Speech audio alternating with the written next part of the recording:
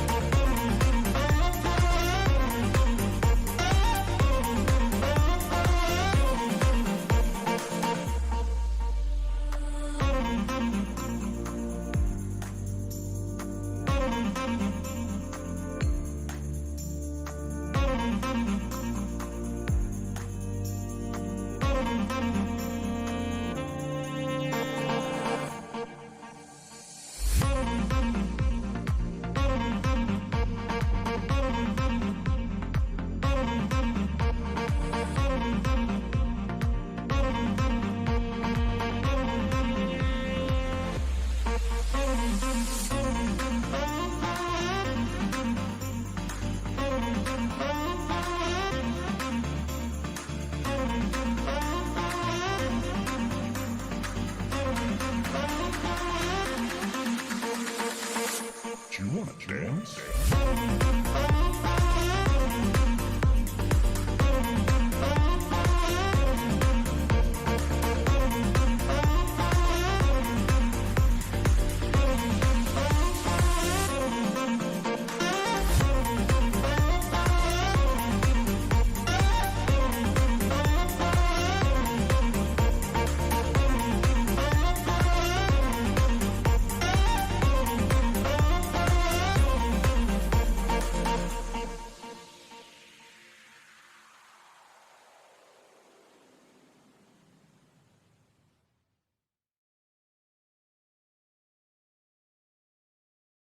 Hello, hello, hello. Welcome to the office hours, ladies and gentlemen. My name is Paul Berserker01 Batman Shelley, your humble host and space bartender at the AstroPub. Give me one moment here. There we go. Let's get to the office, shall we? Welcome to the office hours. This is a live stream where we're just kind of like a hangout talk about Star Citizen, we talk about Star Citizen news, Star Citizen lore, a bunch of stuff like that. So. Power for the Core, like, howdy, first time I've managed to live stream, watched your videos a long time. Thank you for watching those videos. Vulture Gang, stand up. Sure, it looks like that one on Eve ship, but who cares? Make the whole strip. Even CIG is making fun of it because they called the title of that for that video Vulture Venture.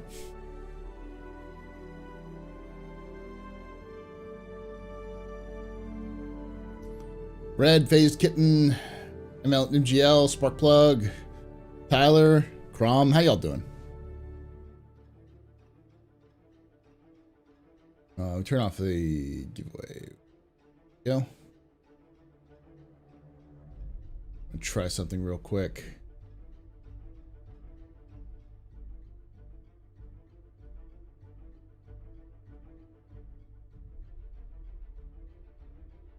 ISC first? Yeah, we're gonna talk about ISC first. Doing good. No models yet. No models to show off this week. I've been kind of busy at work, so. Should have some more by the end of the next week, though.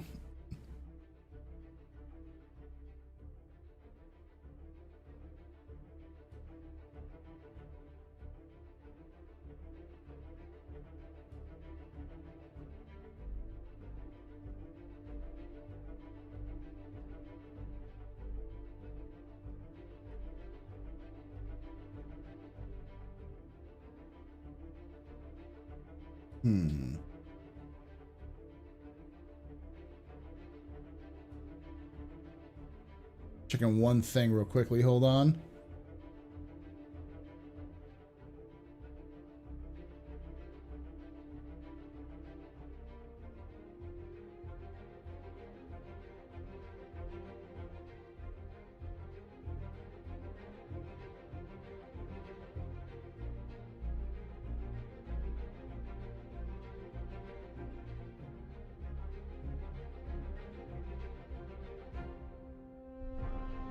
Seem to want to work.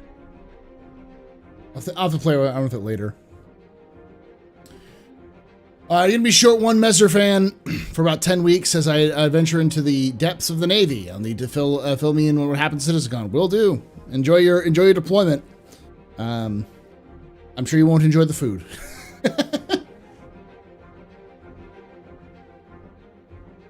Salvage, salvage, salvage. Yes, yes, yes, yes. We're gonna watch ISC, yes. I'm just kind of waiting everything to get started and get going. But we'll be moving to ISC shortly. There was first person poo in Star Citizen. There's a ship. There's now ship poo. Yes, there is ship poo. Astro and everyone, hope everything's all good. Yeah. Still getting over the after effects of COVID, which will probably linger for a little bit of fun. I feel fine. Just my voice sounds like weird and I cough randomly every so often and I sniffle, but I'm feeling great.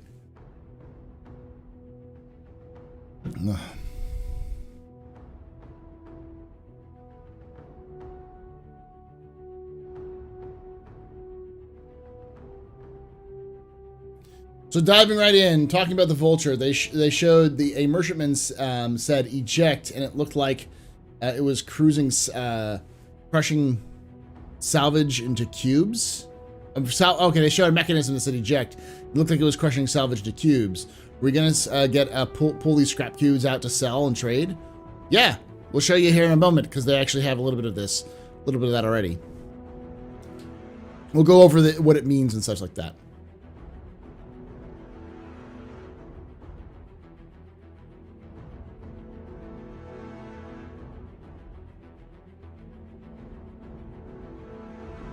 Vulture salvaging ain't about to be implemented, as stated in the vid. Just another type train for CIG throwing out to calm the masses. What are you talking about, Crom? It is, salvage is going to be there. It's just not, it's not full salvage. It's hull stripping. It's V0 of salvage, if you will.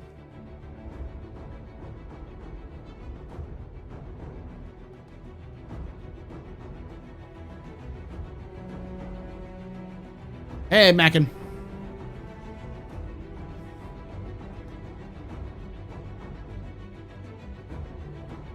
Yeah, and also showed hand salvage.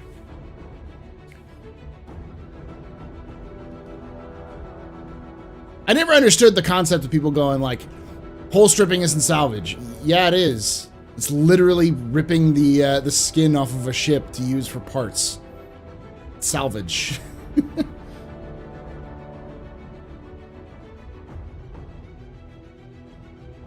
Yeah, what he means is that you're going to be able to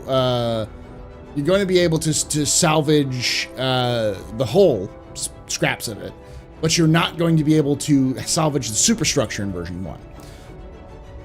It's on the progress tracker. It's called hull munching, I think. So they have hull stripping and hull munching, and then there's the last step of that is just the component pieces. Yeah. No, we haven't even started yet.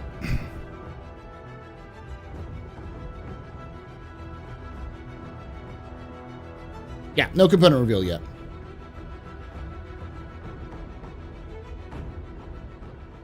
Oh, yes.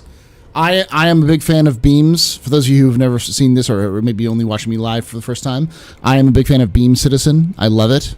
I give me more beams, mostly because it pisses so many people off. And I'm like, yeah, it's the future. Fuck it. Beams everywhere. Beams up my asshole. Let's do it. That's going to be flipped out of context.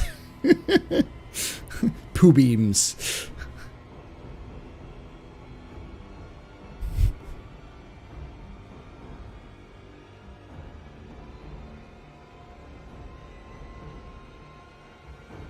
I thought for sure we'd get component removal before the other stuff. I think they're gonna wait for the full like resource loop that they're trying to put in, because it sounds like what they're trying to do is they're trying to do the resource loop for multi-crew gameplay. They want to try to implement that for like all the ships first. I think they're waiting for that, and then they're going to use the ability to like pull those resource, like those nodes out to salvage, as well as the components. Hey, Chris King. Also, having the salvage be an SCU box will make Vulture and Reclaimer target #1 for pirates. Yep. Arse beams. I got to see this one. Yes, just like that. Just like that. I'm not showing that because every time I do anything even remotely foul, remotely lewd on this freaking channel, they just go, "This is lewd, not safe for children." It's like it's not even close. The problem with beams is they don't feel very physical. They're beams. They're not physical. They're like particles.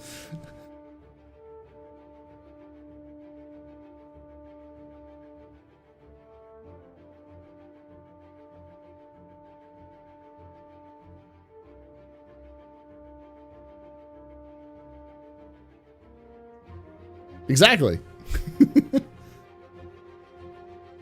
I mean, there are physical properties to light in terms of like what light can do, but it's not like something. You can't touch light.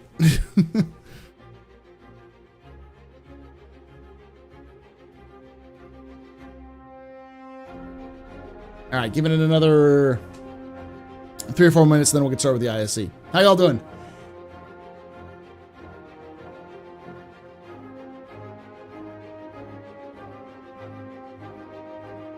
Whole beams and boxes pretty physical to me. It converts the stuff into other stuff, but yeah. Difference between a touchscreen and a keyboard. Yeah, but it's also the 30th century. I'm okay with it being a little bit more sci-fi.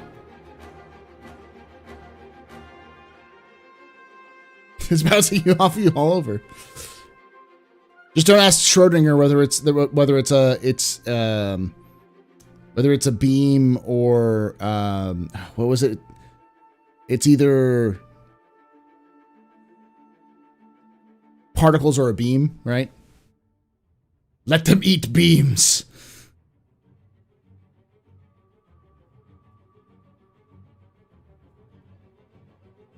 What do you mean I'm not invisible, Warpath? Beam citizen. Where do you think IRAR will be this year? IAE, you mean? Intergalactic Aerospace Expo? Probably in Orison again. Or just out in Orison. Oh, sorry, I can't see you. Thank you. All right.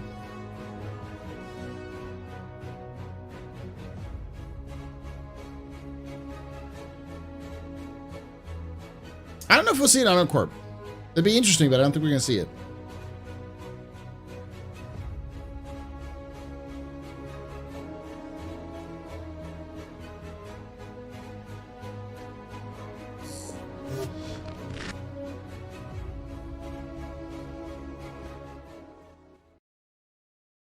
Nice tag work, CIG. 94%. Let's watch ISC. So for those who don't know, we do this. We've been doing. It's just become a tradition. I don't know why, because we're just like, hey, let's watch ISC together. So I usually start off by watching ISC and kind of going over if this means anything, that kind of stuff. Because a lot of times you just blowing smoke up our ass. So the salvage feature is really trying to cater to people who want the diversity and exploration type gameplay. You might find debris fields of a long lost battle, or on your discovery tour you find a destroyed ship. I'm excited about players playing this and salvaging wrecks of ships in the PU. Before we get started, I'm going to say this right now. This is not going to be, well, I'll say this. It's not going to be very profitable, nor is it going to be very used, is my guess. I expect this to be a slightly more used version of refueling. It's probably on the same wavelength as medical in terms of like you're gonna use it at some times, but mostly you're just gonna forget. It's probably gonna be like a more forgetful medical gameplay. It's people who play it will want to play it, but it won't be profitable because you won't be able to find this shit. So right now, when you destroy a ship, that's kind of it. So that's where salvage comes in, where we sort of extend the life of the spaceship. We want you to be able to find destroyed versions of these, look at them in ways you would never have seen them before, and have this extra gameplay with them. There are different aspects of salvage that we want to introduce to the game, and the very first one that we will have is the hull scraping. Which is where you blast off the external surface of the ship and sell that material for profit. Hull stripping right now is split into two parts. We have the FPS side. So I'm gonna let's show this a little bit later, but it's important to note that when you're hull stripping like this, it does not look like you're going to be able to hull strip like hatches. It looks like you're only going to be able to hull strip parts of the hull, and you can only, and that's going to give you to the inner superstructure, but you won't be able to get access to the ship through hull stripping. And you have the vehicle side. So in vehicle hull scraping, this will be for the Vulture and the Reclaimer, where you take your great big salvage lasers and you take off as much of the material as you can. For the Vulture, it's very easy. You are the only person. It's the lone wolf ship. You can go out, explore, find wrecks just by yourself. Best. Makes me wonder if ships' wrecks are going to start persisting after we fight. They will. So I'll go over it here in a moment, just because I think I'm going to let him talk a little bit more when we get to it. Catering to the smaller types of wrecks you would find. In the Vulture, you activate the salvage mode, which then allows you to use the scraper beams to operate them over the surface area of the ship and gather the material. For the Reclaimer, we highly recommend you to come in a group. You want probably at least 2 people to man the salvage lasers, and a few people in the back of the cargo bay to help you stash away your earnings. You'll go out, you'll find a wreck, turn on the great big front lights of the Reclaimer so you can see what you're doing. Work. And the 2 people in the salvage turrets will start blasting away at the hull to strip it off. As that happens, you're gathering what we call RMC, recycled material composite material, which gets recycled material composite material. That's RMCM. You said material twice. He's nervous. He's an engineer. I get it. But also, AKA Drake's #1 building material. Gets put into cargo boxes in the filler stations that are in the back of the Reclaimer. And you'll need someone back there to take these full crates out of the dispenser and stack them away on your cargo grid. And once you have your cargo hold full, you fly to a station where you then can sell the commodity. +1 for the right fucking armor too. That's not only is that the right armor, it's the perfect in-lore armor too. Mwah, perfect. The FPS loop in comparison is much simpler. You just buy. By the way, that's not physical cargo. I'm going to pause this for a moment because this is something I'm definitely going to nip in the bud. That's not physical cargo. That's what we have now. We have the ability to take boxes, even large boxes, and put them in our cargo hold, and they're there. That's not physicalized cargo. That's just cargo that becomes physicalized. It's taking what we do now. When you drop big things, you create like a box, right? And you drop a bunch of things, you create a box. It's instead of you pooping out a box, it's now the ship pooping out a box. That's all it is. It's not physicalized cargo. Physicalized cargo does not mean you get some stuff that you can get from salvage. It's just stuff. Physicalized cargo is when everything is physicalized. a Grey Cat multi-tool. You make sure that you buy the salvage attachment. You make sure that the salvage attachment is actually attached to the Grey Cat multi-tool. And this is the moment where you can scrape off any material that is salvageable right away. We also want to allow you to... I mean, you can't open the box and take things out. Yeah, you can when you poop it, but not when you, not when the ship poops it, so as far as we know. use that material that you gain from hull scraping to immediately repair any damage your ship might have taken. This is really useful for people who are out dogfighting, perhaps. You shoot down your opponent, go out with your multi-tool, take the hull off their ship, and put it back on yours to repair the damage. You will see where on your own ship you have repaired, so you're kind of getting this battle scarring of your ship. Magic. So right now, both the FPS and ship hull scrape Repair beams. has progressed very nicely, but there's still a long ways to go with regards to selling the material. We've got a lot of VFX and audio tweaks to do along the way. We want to fully refine the user experience. I'm really excited to see this feature hit the verse. I think it'll be great to watch everyone taking people's ships apart, and it'll be a lot of fun. Hull scraping isn't just the first version of salvage gameplay coming to Star Citizen. It's the feature necessary to finally bring the upcoming Drake Vulture to the persistent universe. Let's check it out now and see what it looks like very close to its final form. If you really want to try something different, something new, something that hasn't been in Star Citizen before, the Vulture is going to be where you want to go. Salvage is new and it's kind of fun and it's exciting. I've been going around and just burning the... Give me 2 seconds.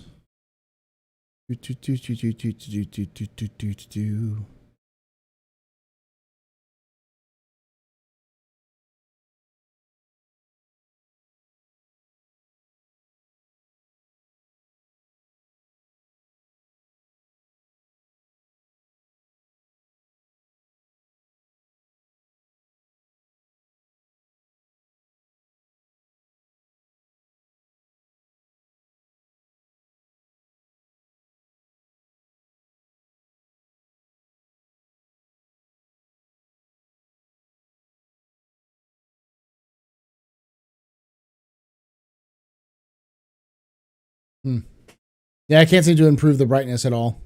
You're just gonna have to deal with it. The sides of ships, and it's really fun to kind of experience this new type of gameplay. The Vulture is a single-seater salvage ship meant for a single player to kind of get into the salvage career. Basically, extracting and processing, things that you find out in the verse, be it space debris or, junk or anything like that. On a profession ship, I'm mostly just setting it up as a ship to be flown and making sure all of the components are there, all of the functionality for all of the other interactables are there, make sure that it can get cargo. There's also the aspect of setting up all of the things that the salvage work is going to be done with. So, we took our styling cues from previous Drake ships, and Drake has a very distinctive style. The first thing that will be very distinct that when you see it at first will be these two arms that sort of jettison out the front. We had to set up these little kind of turrets that would be used to articulate while the salvaging is happening.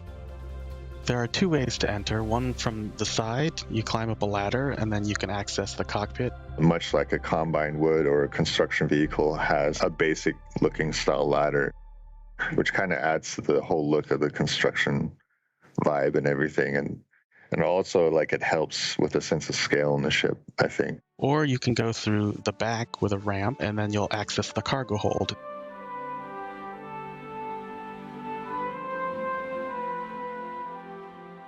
From the cargo hold, you can go through a door and then climb up a ladder, and then you'll have a personal kind of storage area. all throughout the ship on the inside, there's going to be a lot of component access. And then to your right, and you walk in through another door, and then there's the habitation area. There'll be like a small bed, a toilet, and then behind you, you got the whole body of the ship and, you know, the cargo and all that, the whole processing area. That a little better? Persistent universe gameplay, a lot of it relies on, you know, sort of trading things and salvaging things, right? So you can earn credits. So this will be a very good tool to do just that. So, what did we learn this week? Well, we learned that hull scraping is the exciting beginning of our salvage gameplay journey. The next step in bringing purpose and intention to the enormous Reclaimer, the nascent development of handheld repair gameplay, and the feature that finally allows us to bring the Drake Vulture to the persistent universe. Now remember that Talk Like a Pirate celebration begins today, and there's all kinds of things to do. Pirate Swarm is back. There's a screenshot contest. The Siege of Orson be returning with new fixes that we'll be talking about next week. There's new paints in the shop, and this isn't so much Talk Like a Pirate as it is Talk Like Robert Newton in the 1950s classic Treasure Island. And I should really stop. For Inside Star Citizen, I'm Jared Huckabee. Thank you. We'll Thank see you for all stopping, next week. Jared. Please stop. And there's all kinds of things to do in the Pirate Swarm. The Pirate Swarm is back. So look at me. Trying to do the pirate voice. Yes. Yar. All right. So I'm gonna rewind it because someone said something that's not fully out. Effects and audio tweaks to do along the way. We want FPS and ship hull scraping has progressed very nicely, but there's still a long ways to go with regards to selling the material. We've got a lot of VFX and audio tweaks to do along the way. We want to fully refine the user experience. Yeah, he's just saying he's not saying that salvage isn't going to be out. He just says that they haven't fully finished everything yet, which is probably true. Because remember, 318 is not coming out until even Evocati is the early, like late September. So.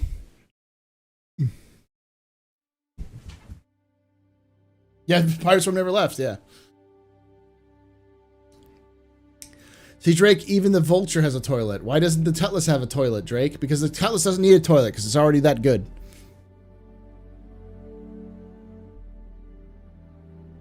It's just that damn good.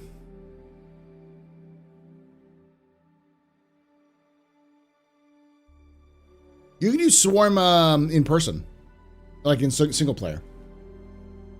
The ship is the toilet. That's mean.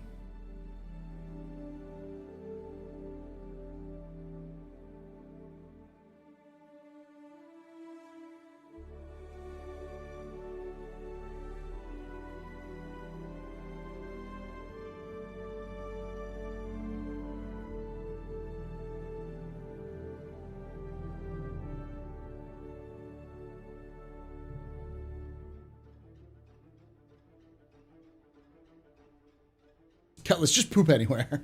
Poop in the corner. You poop in the corner like fucking animals do. All right, Fry?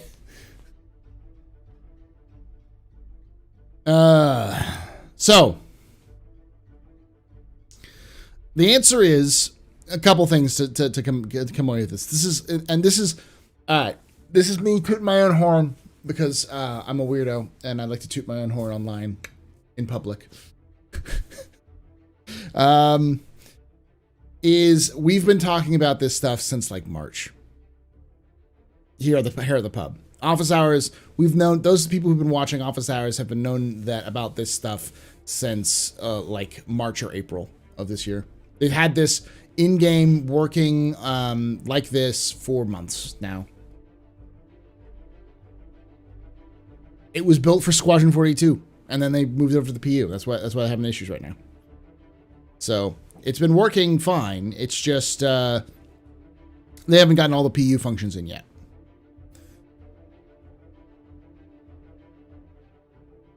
It's cool. It looks nice. But to put some damper some expectations, Someone said, oh, are we not going to be able to salvage ships? We probably are going to be able to salvage ships, but I can tell you right now, you will not be able to salvage the Ghost Hollow, any of the needed necessary hero locations. None of the crashed ships will be salvageable. No ship that isn't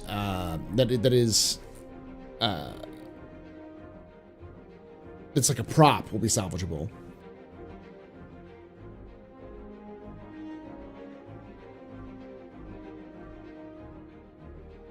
Ooh, excuse me. So, and someone asked, does this mean we're going to have more persistent ships? That's why PES was needed for salvage to come in.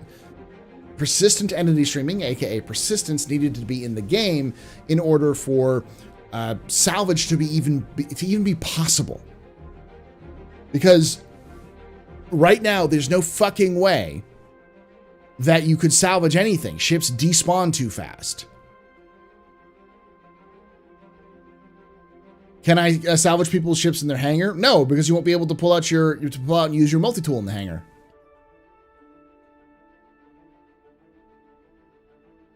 I heard a cuss word. I must have been summoned.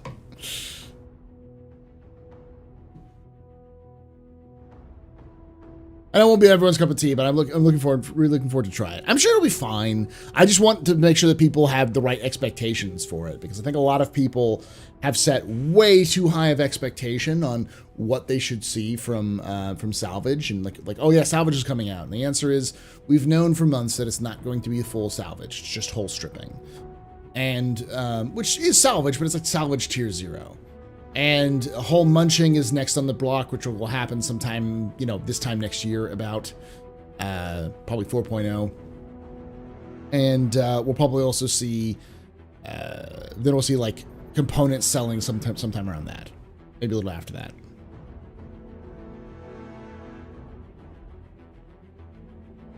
Have we established a time to dick for hull stripping?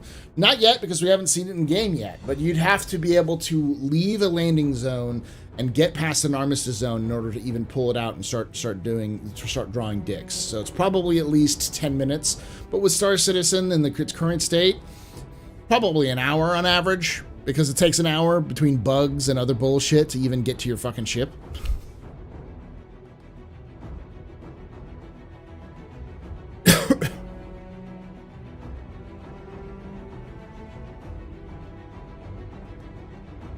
Hey Paul, I'm gonna pull a Jawa and scrape the hole off while you do a bunker. Yeah.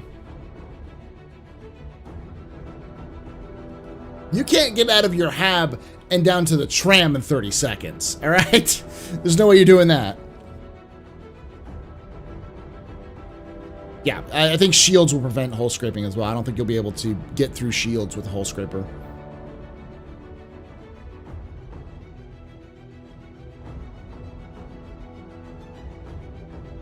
All right, fisherman.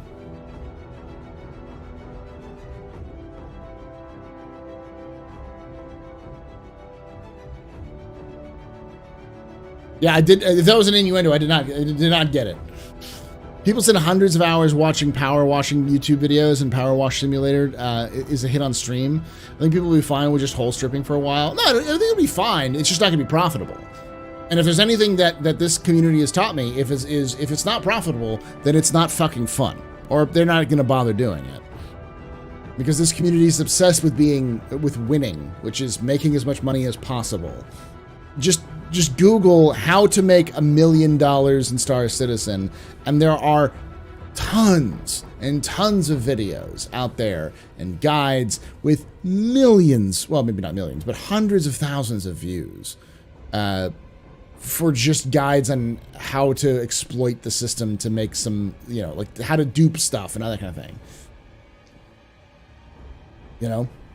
So that's just, and it doesn't, if that doesn't tell you what the community wants, I don't know what to tell you. That's exactly what the community wants. So I can guarantee you this: salvage is gonna be fucking pointless. There will be no money to make in it. It'll probably be a little bit better than trade. If that, worse than mining. It's probably going to take a long time to get to a full load, and it'll be a pain in the ass to sell it. So it'll be fun if you enjoy that gameplay. But I wouldn't expect tons and tons of people to do it beyond just neat.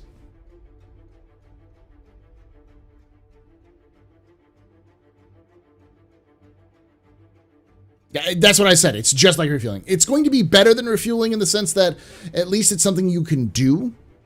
Like, it's not something that is completely pointless because there's an entire mechanic that's in the game right now that circumvents it and it's easier and more effective.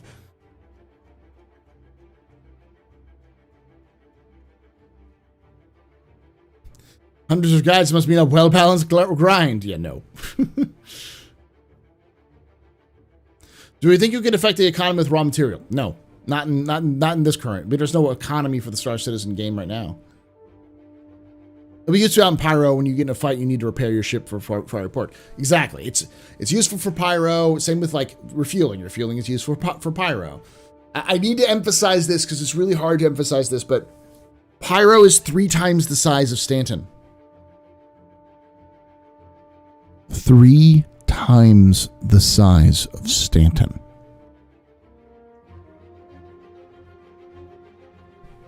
And there won't be stations every 5 minutes. If there are stations that work at all, and even if there are, you might run directly into a hostile station that won't let you land. All of this stuff is built for Pyro. None of this stuff is built for Stanton.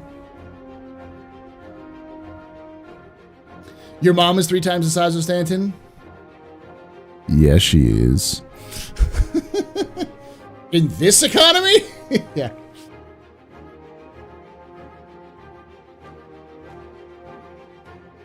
Laughs in Tamsa, yeah. Laughs in Keel. Or laughs in Killian, actually.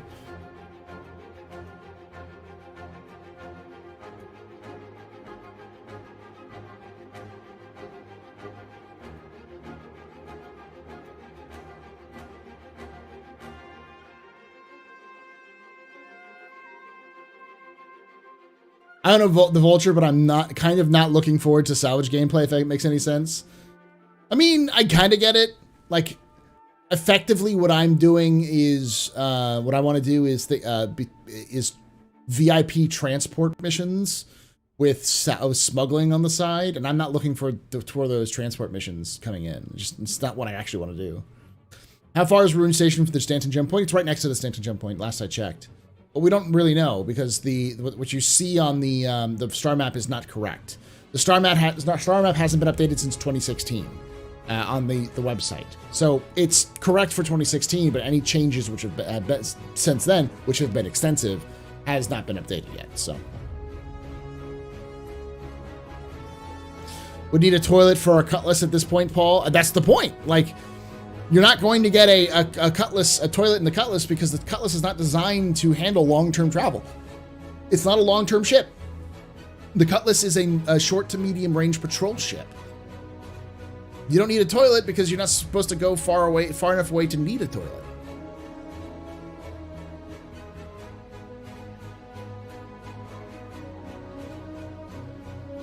Hot bunking.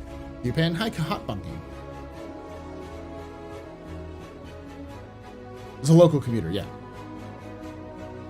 There are. I mean, Cuban, you know this. There are ferries with beds on them. Ferries aren't designed to go very far, but they still have beds.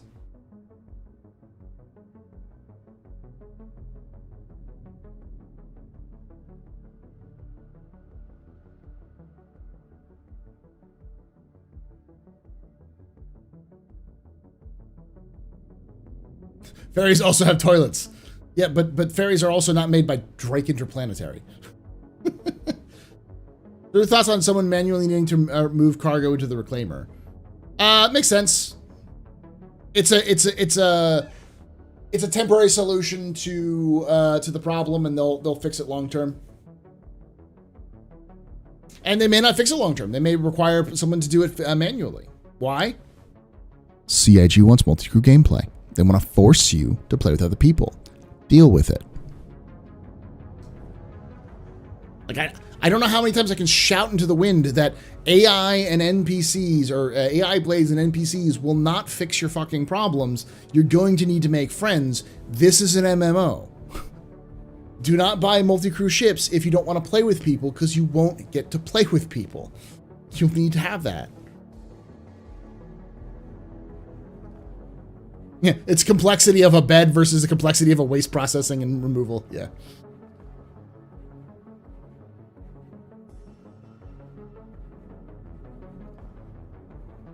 Hey, BGG.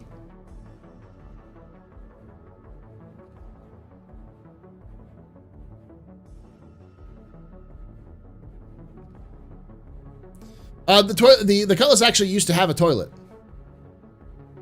I shit you not, it had a toilet.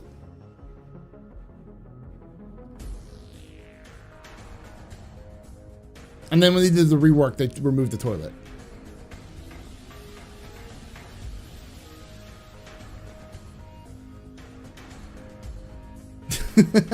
So in the end, salvage is not only about salvage, it's all about repair, multi-crew, proper gameplay, and trading. To a degree, yeah. I mean, there's still some salvage aspect, because salvage is the opposite of repair, and they need repairing anyways, so. Had the Drake bucket. Yeah.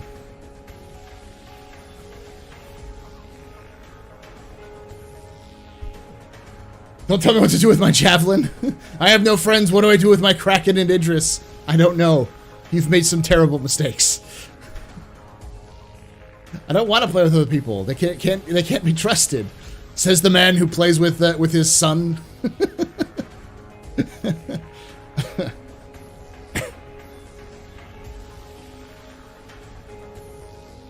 a bit of an issue for severe introverts.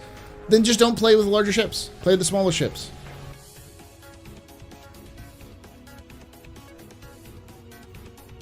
Will we have foldable cots? We had a foldable cot, but I think CIG wants to steer away from that until they have like idea of persistence and like how the whole login log out flow is going to work.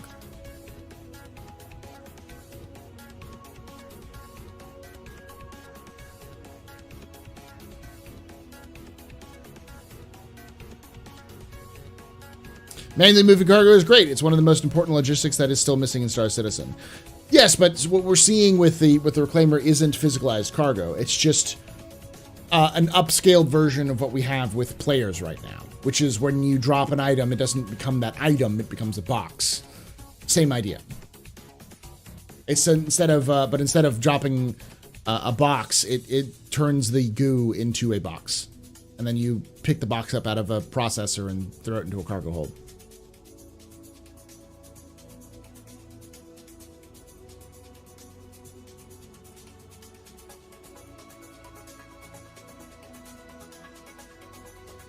Sol is said in Latin, too. Which is where I'm sure Portuguese got it from.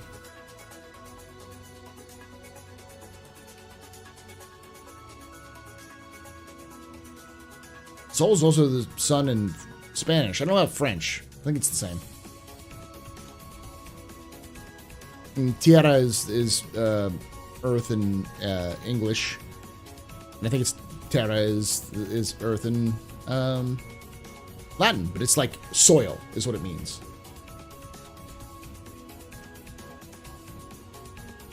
Cargo grid is already in the game. Y'all. You have cargo grids on your ship. They exist now. Sometimes if you take it out of your cargo grid and you put it, say, by your cockpit, it won't work. It won't sell because it doesn't see it on the cargo grid. I've just been doing an ASMR. Someone said ASMR, Paul, so I've just been doing that from now on.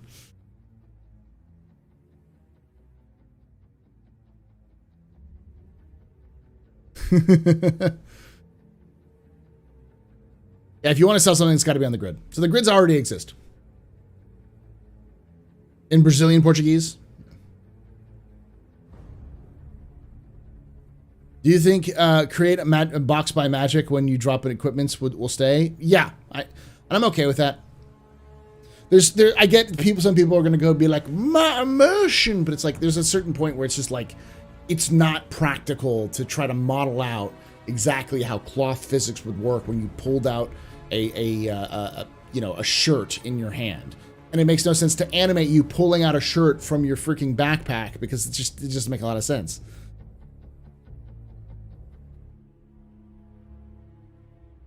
Hey, Axis.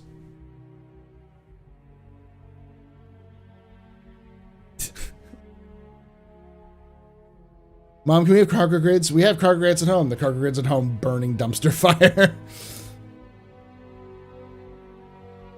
Some things have to be gamified just for ease of use. Like we're reaching the stage where CIG has to really manage the sim aspect versus the accessibility aspect. You don't want to make something so sim that it becomes ridiculous. You don't want queue-op, you know? You don't want getting over it. Those games are intentionally difficult and intentionally frustrating because they try to absolutely simulate the experience of trying to control a human body through controllers, which is just dumb. So you're going to have to reach more of a side, less of the extreme sim and more of a light sim or just game with sim elements.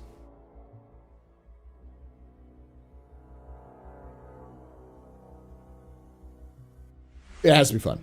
Now, but they're going to animate loading cargo. Yeah, for sure. But that's a little different because the side effect of loading cargo is going to be you're going to wait for them to load cargo. So you'll have a timer somewhere in your HUD or somewhere on some screen that'll tell you how long it's going to take for that cargo to get loaded.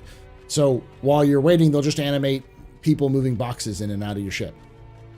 Which is, you know, oh, it's time consuming. Yeah, well, so is waiting.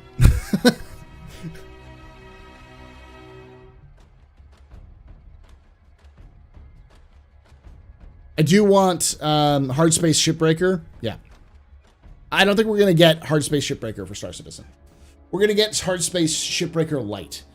You're not going to be able to remove individual panels and like seats, but you'll be able to remove the hull. You'll be able to just nom the infrastructure, and you'll also be able the superstructure, and you'll be able to pull out the components.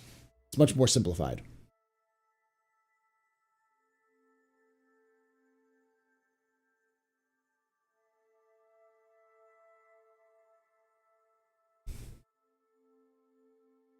Almighty Oracle Paul, what are your predictions for this Citizen Con? What ships do you predict? Oh, wise one.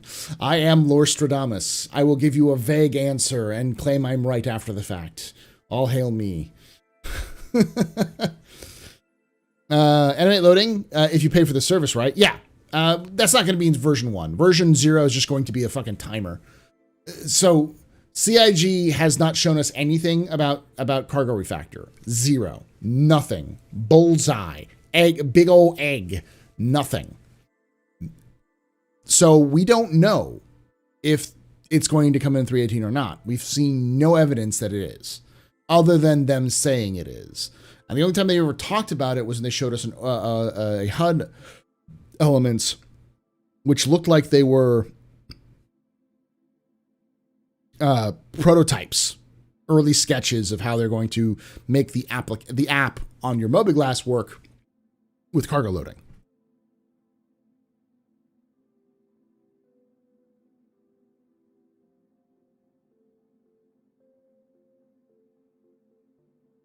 So I think version 0, at the very least, if you look up the actual rules, and we'll look at it here in a moment, but if you actually look at what they say with the release view for cargo, for physicalized cargo, it's just you can move cargo.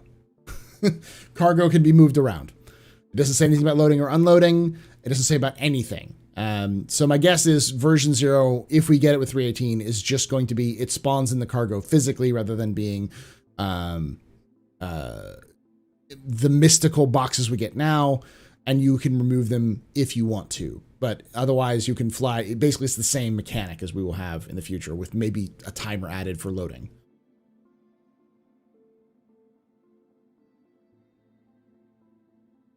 We're entering into the 3.0 content drought light. Yeah.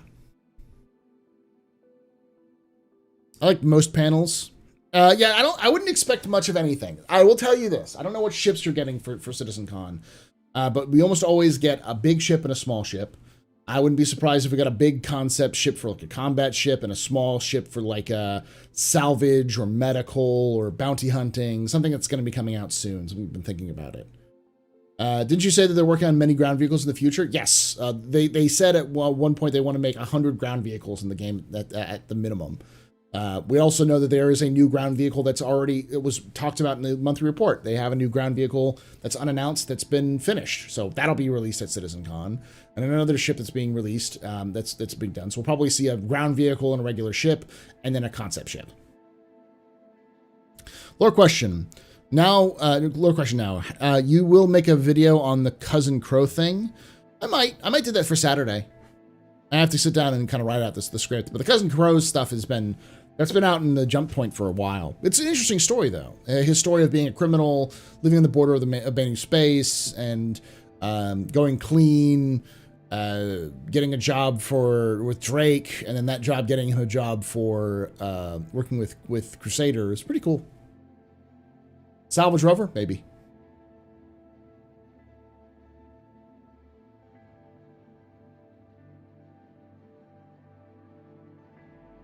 Maybe next Thursday, Inside Star Citizen could be a Cargo Refactor episode. I think there is one more Inside Star Citizen this patch cycle. So, and then they're going to go quiet for 2 weeks until Captain's Table. I'm thinking Captain's Table because we've got our 24-hour Captain's Table. By the way, we're doing another 24-hour Captain's Table on October 9th, the day after CitizenCon. We'll be raising money for a company called Gamers Outreach. It's a charity called Gamers Outreach, which helps kids all around the world get video games kids and families get video games for kids who are stuck in hospitals and who are stuck inside, like healing and stuff like that. It gets them access to games on the fly. So helps their experience much better. And anybody, no offense to doctors or nurses or anybody who works in the medical field, but everyone knows that being in a hospital is an unpleasant fucking experience and it's really boring. So the fact that they're doing that is a really good sign in my mind. I've worked with them in the past, so we'll be raising money for them. So you can come by, talk Star Citizen. We've got right now on the roster is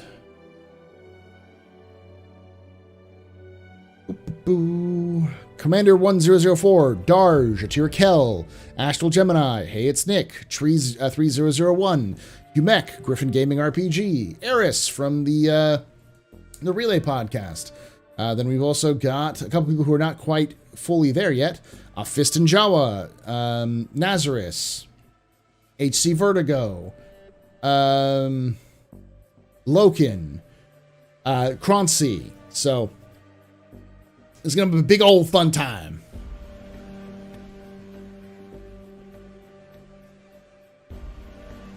I only do once a year. I used to do them once a month, but that became bad for my health. So I tend to only do them once a year. Last year it was a kind of a joke, and then I said, fuck it, let's do it. And it turned out pretty well. People enjoyed it. So I figured talking Star Citizen for 24 hours is possible, especially with the stuff going on, and especially with CitizenCon going on. It'll be a lot of repeated stuff, just different people's perspectives on different things. But yeah, we'll be talking every member or every crew is going to be 2 person per crew per slot, and each slot is going to be 2 hours. So I'll do a 2-hour slot, and then those people will leave, and 2 more people will come on, and they'll do 2-hour slots, and we'll leave, and we'll do that whole thing for 24 hours.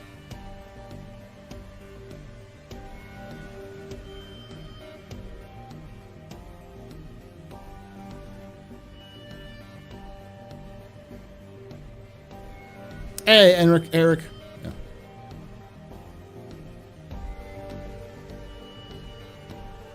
You were mathing the time earlier?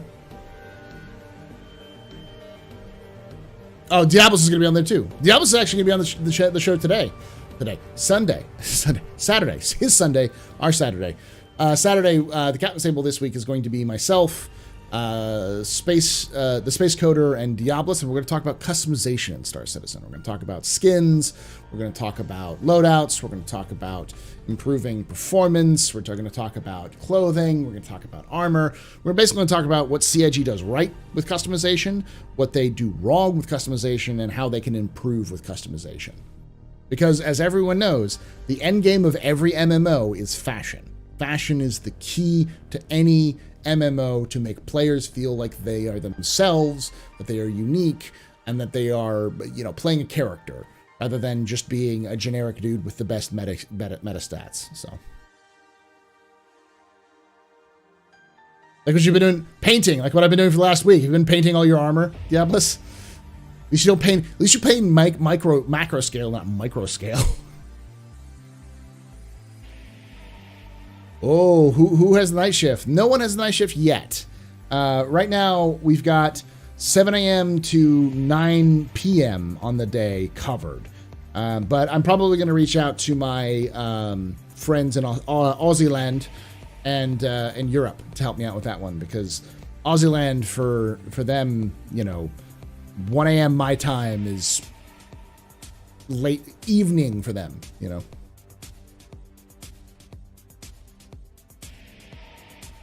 Any bar citizens happen in New York? Probably. Did I see the pirate skins, ship skins? Yeah, I did. They're cool. I don't have any of those ships really, so I didn't really bother buying them, but they look nice. Something hex codes, please. Effectively. I mean, that's going to be one of the major topics is hex codes, where are they, and why doesn't CIG do them?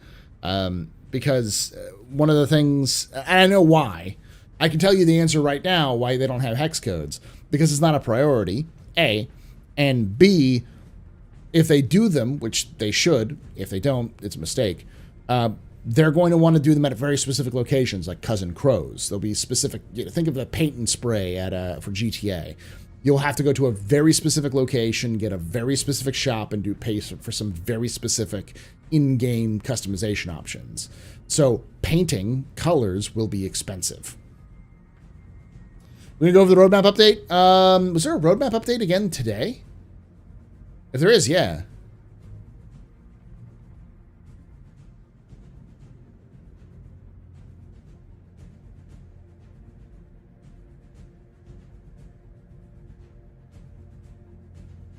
We'll talk about the Squadron 42 monthly report for sure.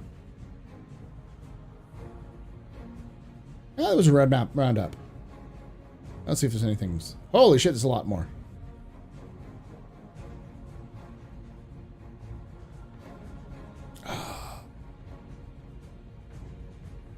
They murdered my boy. They murdered my boy.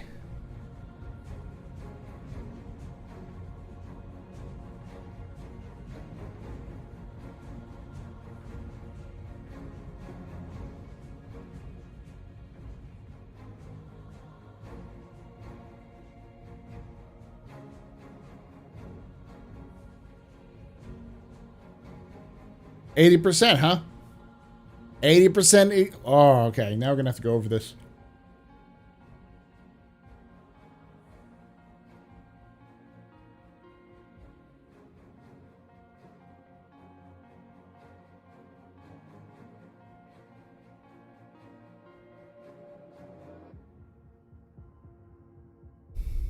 Yeah, they murdered my boy, the Ranger. There's one from yesterday. Yeah, well, my dude, this week has been a week. Wednesday was I actually legitimately woke up on Wednesday, or went to bed on Wednesday thinking it was Friday, because I didn't have to get up early the next morning, and realizing today I was like, fuck, I have to get up early and go to work. Who cares about the Ranger? You shut the fuck up, MGL. You shut the fuck up. All right? I don't need that negativity in my life. The Ranger is beautiful and wonderful. And I'm going to take that bitch all the way to the top of the best in show when that comes out. Fight me.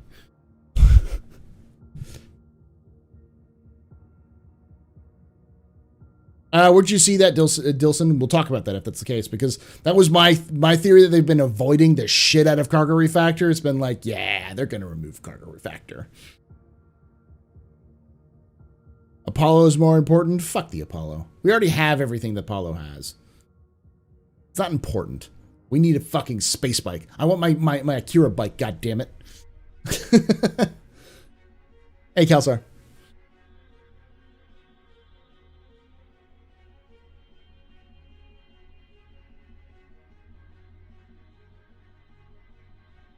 Yeah, there's other ships that have drones.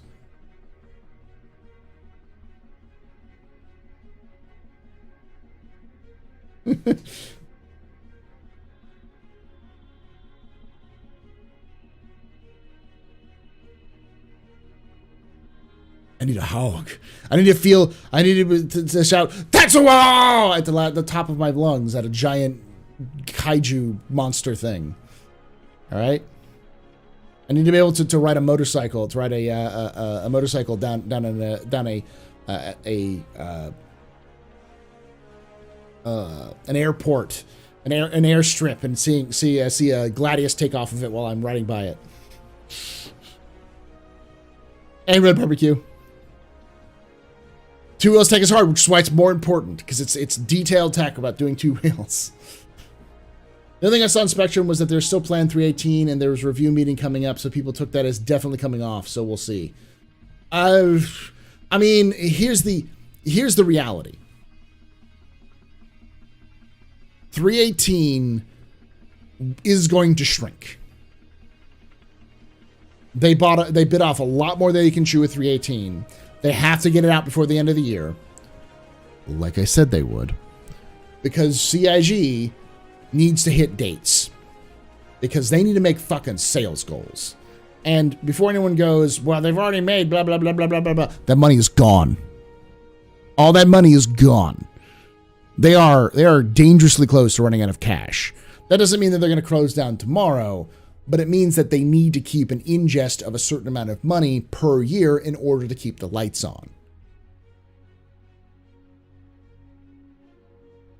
So they're going to do their damnedest to ensure that big patches come out around big sales so that they could sell more ships and get more people.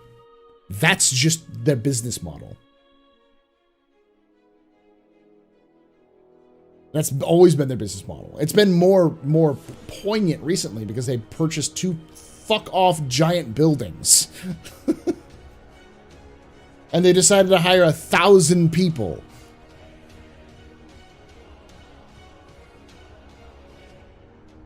I didn't like 318 releasing with IA. We'll talk about it here. Twofold question. Might have been misunderstood, but wasn't there a mention of additional biomes being added? I don't remember anything like that. If there are, do you think they'll give names? They'll give names, player create or otherwise, for land features for those biomes like Argo Desert, Old Man Rock, or Paul Shelley Lake?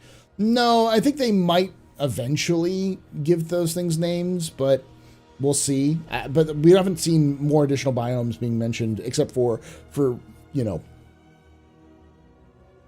Pyro and Nyx. Yeah, New Rivers and Caves, but that's not really biomes. It's just features.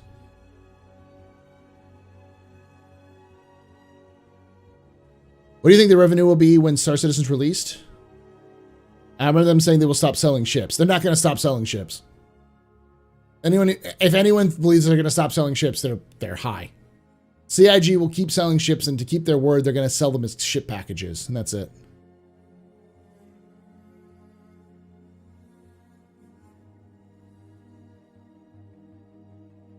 After what happened to Blizzard, I'd find it very doubtful that the real life people will make it into anything. Yeah, they'll do some nods or something like that. But it'll be things that they won't mention. Like they're never going to have a Shelley Cove, right? It's not going to happen. And if they do have a Shelley Cove, and they'd be like, oh well, is that named after Paul Shelley? They'd be like, we have no idea what you're talking about.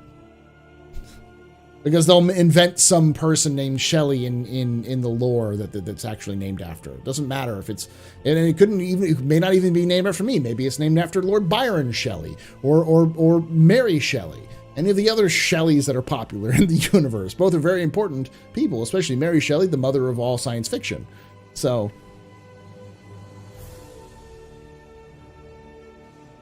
it's never been confirmed that Riker Memorial is named after a backer.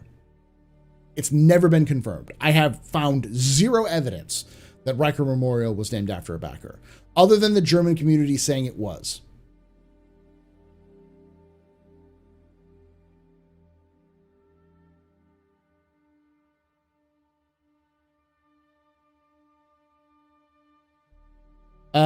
They're at 499,221,000. Or is that is that 400? Is that 500,000? You're saying 500,000 for what, this month? I don't doubt it. Or for 4 million, because I just saw the comma It's like, how can you tell someone's not an American? They use a comma instead of a decimal point to indicate sense, to indicate change. We don't do that. We don't do that here.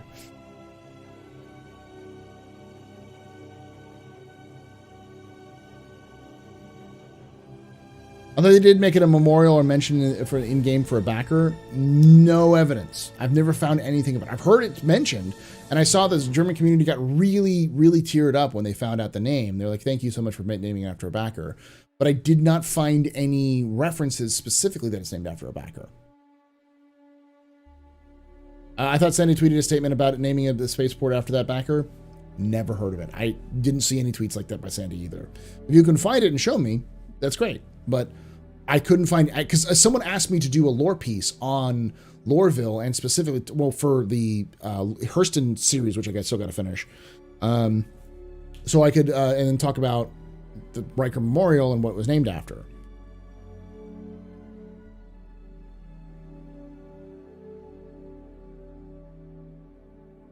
I mean, you could ask CIG. I don't have any pull more than anybody else.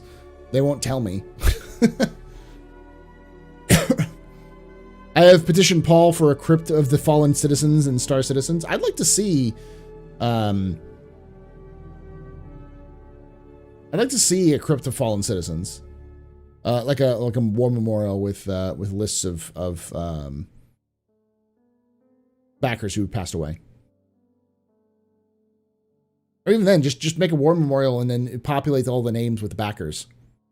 So you just have walls of names of backers. Doesn't matter if it's fallen or not. It's just, nice little nod. Better place it on Earth. Yeah, we'll all be dead by the time CIG releases Earth.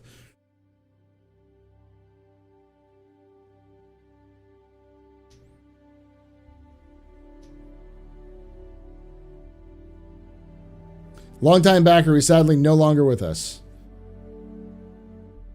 No, I've heard that mentioned, but I've not seen any references to it. It's one of those things where, for instance, people will continue to say that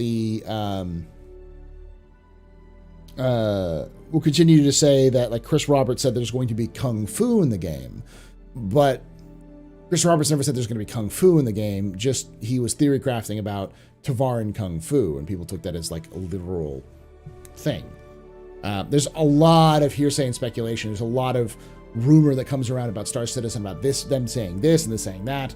But it's never been substantiated. And it has to do with a lot of things. It's a game of telephone. Historian, that's my day job. So I teach history. So one of the things you learn pretty quickly in studying history is a lot of ideas, a lot of things that we hold for as true is often myth, or is often misunderstood, or bent out of shape, or just completely fabricated, because people at their own time had their own objectives, their own reasons why they wanted to do things, and it just got accepted as fact over time. Given this cash situation, do I think CIG's in trouble? No. No.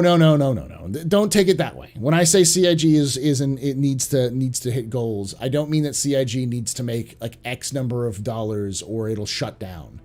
Just that CIG is no longer in a position where they can have a bad year. And I think 318 will do fine in terms of their money flow. People will buy the shit out of things. And there's been more and more people backing, period, so they're just going to get more people as well.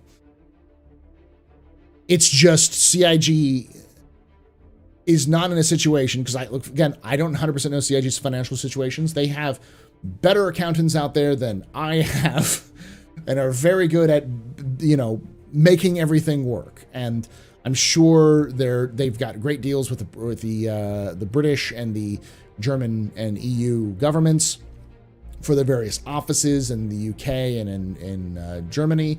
I'm sure they have pretty good deals with their offices in LA and Austin, though probably not as good. Probably some good deals with Montreal. But facilities, the cost of facilities is the smallest cost of most running businesses. The biggest expense for any business ever, period. This is like a almost hard and fast rule when it comes to business, is people. employees are the biggest drain on any money, on resources for any company. Because you have to pay for them to work, and you have to compete for them, which is difficult, especially if you have trade employees like CIG needs to. You need to pay for health benefits. You need to pay for other benefits. And as a result, they become your biggest liability, your biggest asset, but they're also your biggest cost, just overall. CIG wants to put 1,000 people to work. 1,000 people in the games industry is not a small feat. That is millions of dollars just in pay. Because they're not spending chump change on these people. They're even just QA. Minimum, let's just say minimum QA is being paid is $30,000, right? They probably either have or want to have between 100 and 200 QA based off of what I've been able to see. Probably like a 16th of the company is just QA at people. So do that math. I'll just do the math right here. I'm a history teacher, not a math teacher. So I have to pull out a calculator for this one. But let's say $30,000 times, let's just say 100 QA staff. That's $3 million a year being just off the top for QA. That doesn't account for accountants, office managers, HR, janitors, or janitorial services you have to pay for, IT, and that's all before you even get to the building of the game part. Because when you start getting into engineers and designers and artists, you're probably doubling that at minimum, 60K. At minimum 60K, probably more like 100K per those employees. You do that math and you can start to see the enormous cost that CIG is trying to impose upon themselves with hiring so many people.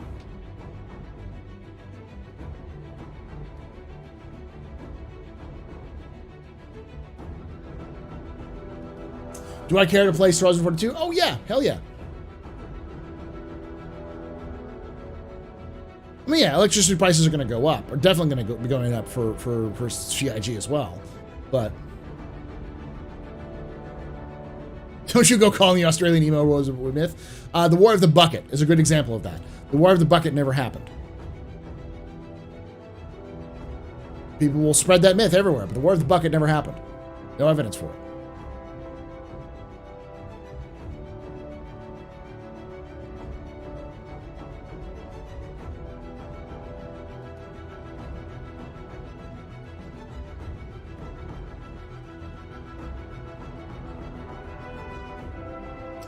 Software engineers make a shit ton, at least around 100K for someone good. Video games industry is the shitty cousin of the software engineers. So software engineers in the video game industry do not make that much money. Really good ones maybe, but like your average is probably more like 70 to 80,000, which is not bad, definitely not, but it's definitely not 100,000. You're backing a company out of game? I mean, to a degree, yeah, it's pretty much what it is. You're hoping that this company ends up becoming long-term successful and makes a lot more games.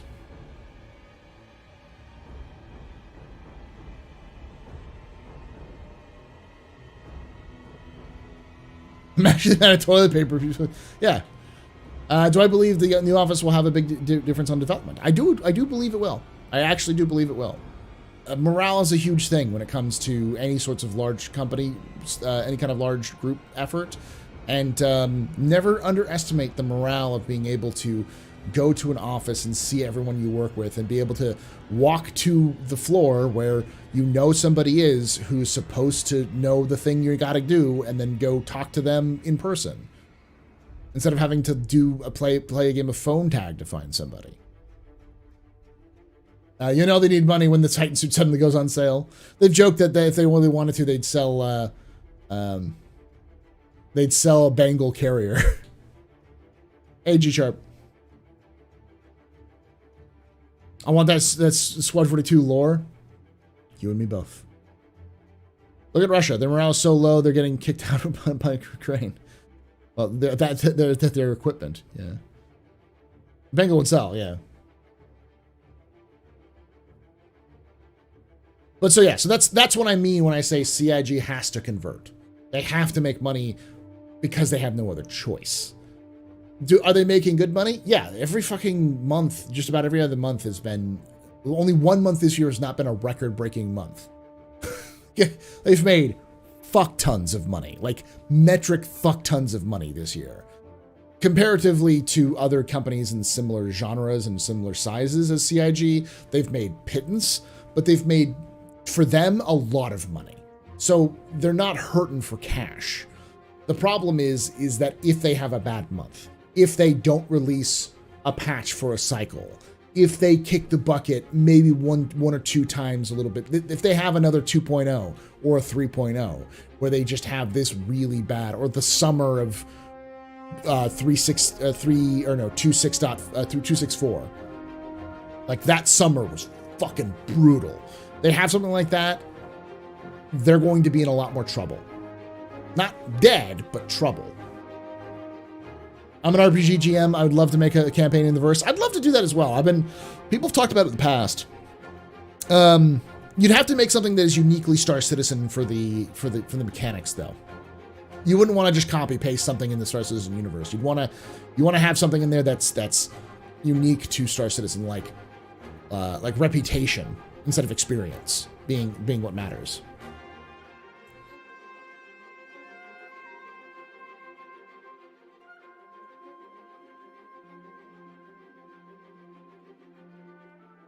So your reputation will be the thing that gets you access to things, and those things will improve your experience, but maybe not even an increase in stats. Maybe flat stats that you create at the very beginning. You have no choice other than that. You're done with them, and then you get other bonuses or perks for completing like talents, for completing missions or doing quests, and those reputations then will gather on stuff like that, because that's like really a Star Citizen thing. That's a Star Citizen mechanic for role playing is the reputation.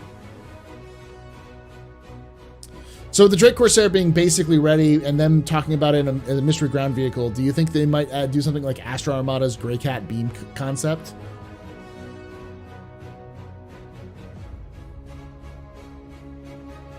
Oh, you're talking about Astro Chronicles. Astro Chronicles. What's the beam concept that Matthew's talking about? I know you're in chat. I know you're here. He's always here. He's always hanging out. Maybe. Paul, are any of the new studios going to be for shipbuilding teams? Yeah, all the UK and Germany have shipbuilding teams. I use Star Wars Saga and fully modified to make an future action futuristic RPG. I like the rules for long range guns and injury. Yeah. Is the Corsair going to be handle as bad as the Connie? Probably, maybe even worse. Drake's thing is fast or go fast in a straight line and have a lot of firepower. It's not really about turning. The US also has a vehicle team. They make Drake. Yeah. Mostly in Austin, but I think there's an LA team as well. All of the studios have ship teams, but the reason why you don't see ships, like larger ships, coming out faster is because they have Squadron 42. A lot of larger ships are being worked on for Squadron, and those teams are working on those ships for Squadron, like the Javelin, the Idris, the Bengal, the various Vanduul ships that they've been building. That's the kind of thing they've been focusing on. It's a rock with a tractor beam. Oh, no, not like a rock. It's not like a giant rock with a tractor beam. You're talking about like the ROC with a tractor beam. Yeah, I can see something like that. I'd more likely see something like Argo based, but something like that.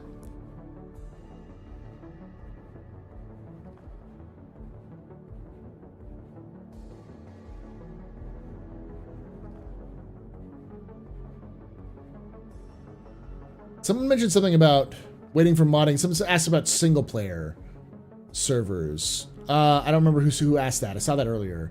Will we have like single player servers or different servers? The answer is no, not officially supported by CIG.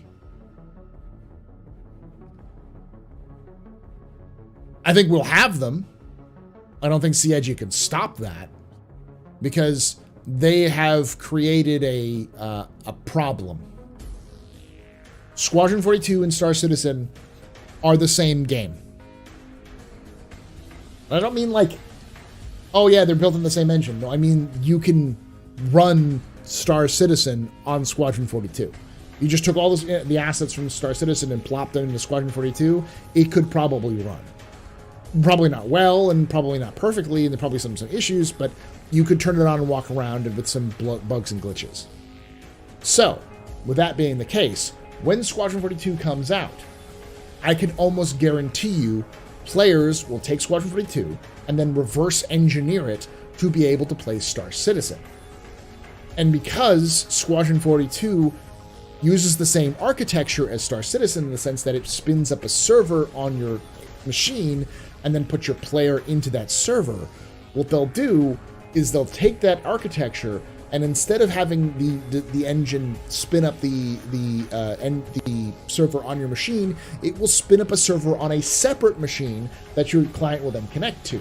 So you can have hard-wired, hard-coded servers for the game.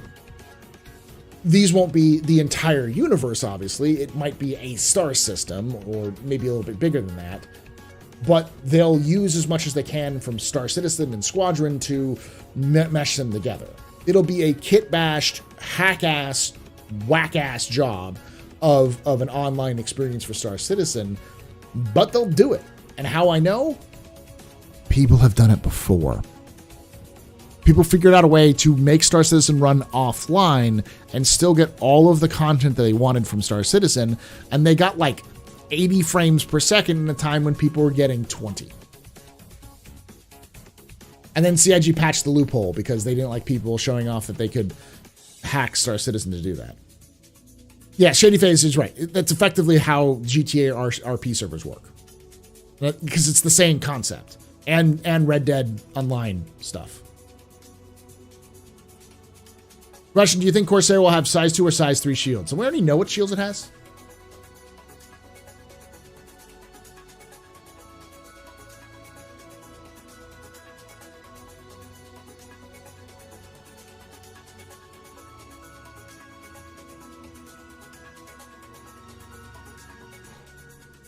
Yeah, two size 2 shield generators. So it'll have 2 size 2s.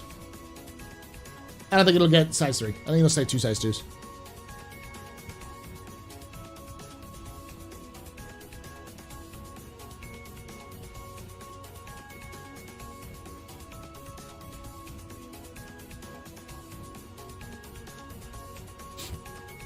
Modding guide for Squadron 42 when? When Squadron 42 comes out.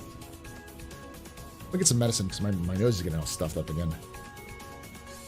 Can't wait for the mods. Yeah, I don't think you will have mods that'll work on Star Citizen itself, though. CIG does have anti-cheat software on the game, and they will continue to do that in the future. You're going to get caught for them. Will Squadron 42 be dropped in chapters? Yes and no. It is going to be dropped in chapters, but not in the same way that you expect something like the Hitman game did or other games have done where they dropped in like segments. You're not going to get one mission at a time with Squadron 42. You're going to get 27 missions that you can do. Well, 27 chapters inside chapter 1 of Squadron 42. And then there's chapter 2 of Squadron 42 and chapter 3. You have chapters and then sub-chapters, which makes no fucking sense. Just call Squadron 42 Part 1. You know? And then Part 2 and then Part 3. And they have chapters inside of those.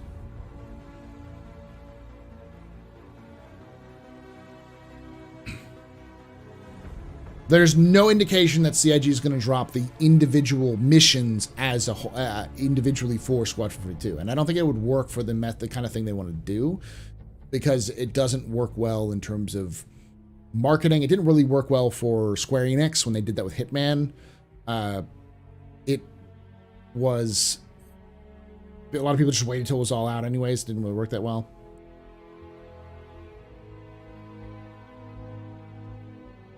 The beta will be full part 1. So you're not going to play the beta. You watching right now, listening right now, you will never play the beta unless you're CIG and you're already playing the game and you're just going, "Hey, fuck you, Paul." But No, you, the average viewer, the person who's listening to this at work or whoever, you are never going to play the Squadron 42 beta. Never. Period. You will not get Squadron 42 until it's a released game.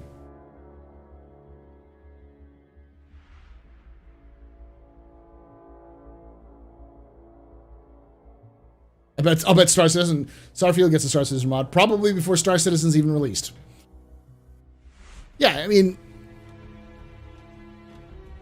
who tests it then? QA. Internal QA for CIG will test it. They've already been doing so. Don't point at me, please. I'm not going to punch you, but touch you. I'm going to boop you. You ready? You ready for the boop? Ready for the boop?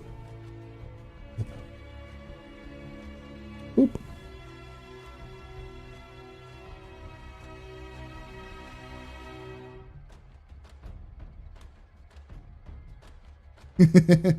There's no giveaway going on right now, Shugo. That's an old giveaway. The giveaway doesn't work. We're going to turn off that command.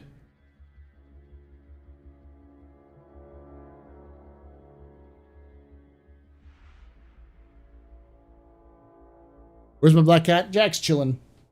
He's sleeping with the ladies, meaning the cats, the other two female cats who then browbeat him into snuggling with him.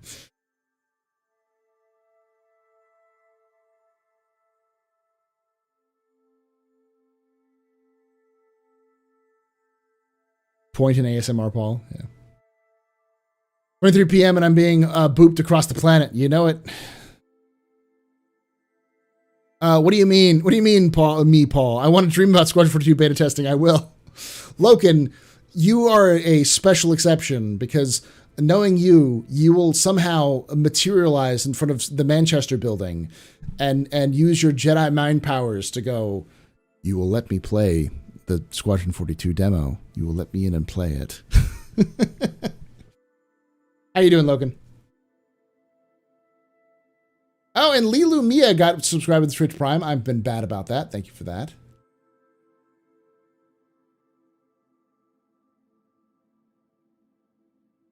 I'll even throw in a hello there. Doing good, bud. How have you been keeping? Still coming down from COVID. All of the symptoms have gone away. It's just I just have this nose thing and my throat cough. That's about it.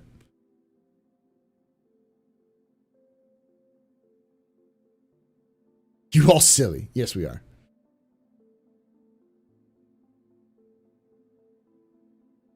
So where are they on Squadron 42? Halfway done, 75%. We're actually going to go over the monthly report and talk a little bit about it. But last I checked, when I last read their latest updates, based off of what they've talked about in the monthly reports, they are in some way of, like, a lot of the game is in a final completion stage in some aspects. In other aspects, it's not done yet. Like, I think the first arc, the first like 2 or 3 arcs are finished and like are getting polished and like retouches here and there, and they go back and rework some aspects. And then the later half of the game is closer to being done, but that middle section is very sparse. Though their goal right now, as of last month report, the month before that, is to get the entire game in a playable status without any replace me balls, without any kind of placeholder stuff. It's just you could play it from beginning to end without any placeholders. And they said they're getting close to that. I have no idea what Winds of Winter is, so I'll say Winds of Winter. I don't. Which will release first, Squadron 42 or Winds of Winter? I don't know what Winds of Winter is, but Winds of Winter.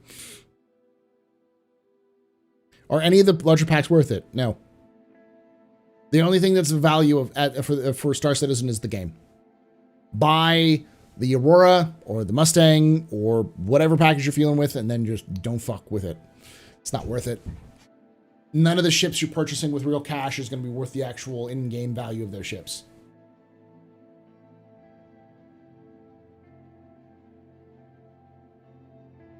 Oh, the new Star Wars series. Am I excited about the new Star Wars series? Yes, I am. It's coming out Wednesday.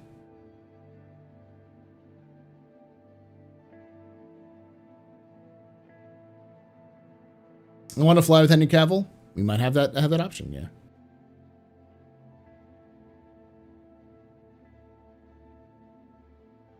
No, that would not confirm that it is that because Tyler Whitkin liked to post talked by Soupy SC, because Soupy SC is not a Star Citizen developer. Soupy is she's a content creator, or they are content creator.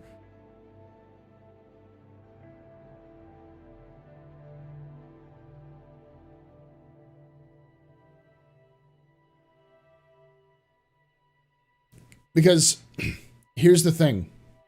This is going to sound weird, but the community team may not know. They may not know if it's actually named after Riker, somebody or not. They may have heard that from somebody in the community and said, oh, that must be true. They must have heard it from somebody else. The only people who can confirm that are the narrative team, someone in the management, or the person who actually built Riker. We're talking about, for those who just come in, we were talking about Riker Memorial, where everyone says, oh, it's named after a backer. And I said, well, we have no confirmation that I could find.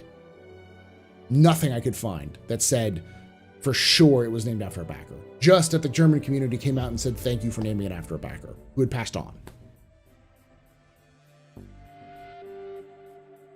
And we may not ever, because I haven't seen it, and people have been here for an hour or so, I haven't been able to find it. Doesn't mean it doesn't exist. Could happen somewhere. Someone could find it and pull it up. But it could be, they could have named it after a backer. But because of things like the Blizzard issues, they will never admit it. Feel free.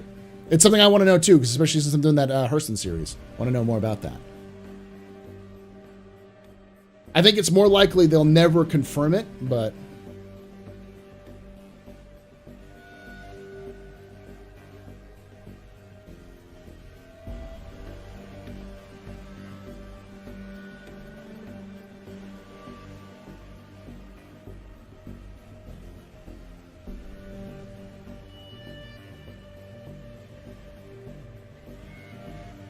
how many star systems do you think we'll get next year? Maximum 2, minimum 1.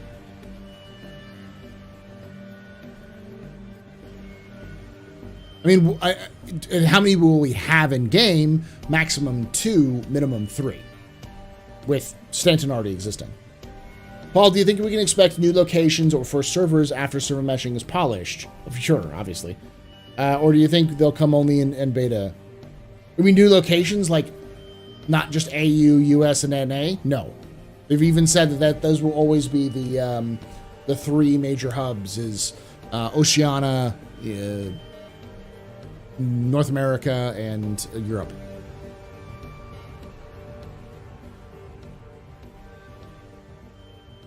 Definitely Pyro next year, maybe Nyx.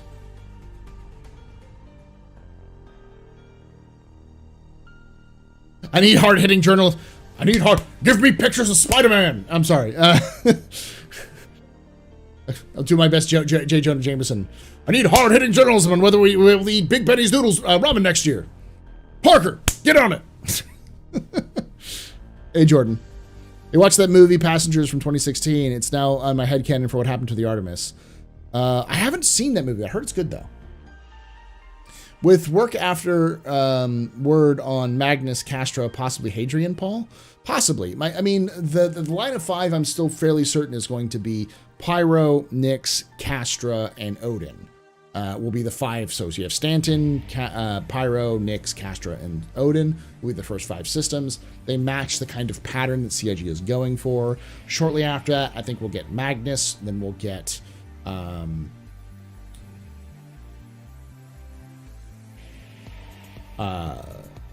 Hadrian.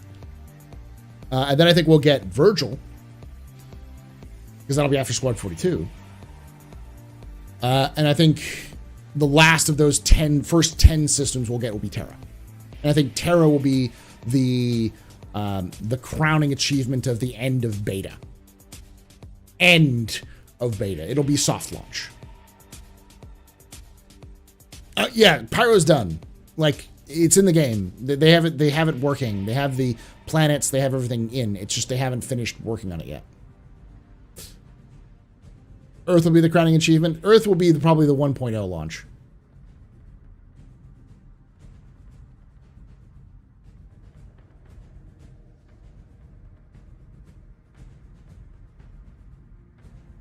We're going to see Ruin Station at CitizenCon.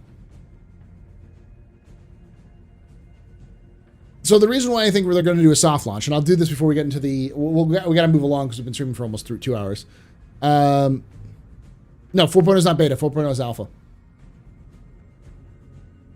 Here's what's going to happen. Based off of my best understanding of how CIG is planning on developing it, and this is obviously subject to change because everything that CIG does is changeable. But I think the way that CIG is planning on doing this is they're going to release Pyro. Once Pyro is done, they'll release Nyx and continue to release new systems every quarter or every 2 quarters to try to get those systems out and fleshed out, using a lot of the tools that are developing now. And once they get the first 5 systems out, they will reach a beta status. That will be beta 1.0. So they'll go from alpha 4 point whatever, probably 4.4, 4.5, and then they'll move into beta 1.0. That'll probably happen around the same time that Squadron 42 is released as a full game. Then after that happens, we will see beta 1 point a bunch, and then we'll reach beta 2.0. And beta 2.0 will be the release of Terra and will be the soft launch. The reason why is because CIG promised 100 systems at release, and if they released the game with only 10 systems in place, they would be sued to fucking hell and back. Because people are petty, and there's a lot of people out there who've been holding on to their ship packages and their games so that they could sue CIG later for minor infractions because Chris Roberts ate their baby. I have no fucking idea. They have no life. So legally speaking, it makes a lot more sense to just say, we're not going to wipe anymore. This is beta 2.0. We're no longer going to wipe. And then they'll do a big 1.0 release when they have all the systems out that they want to do, which could be years down the line. And then it'll be officially released. But it's also not an unheard of thing. At least Warframe was in beta for years before it was fully released. Kerbal Space Program, same with DayZ, had reached their beta stages years before they fully released the game. And then they eventually did a fully release. So...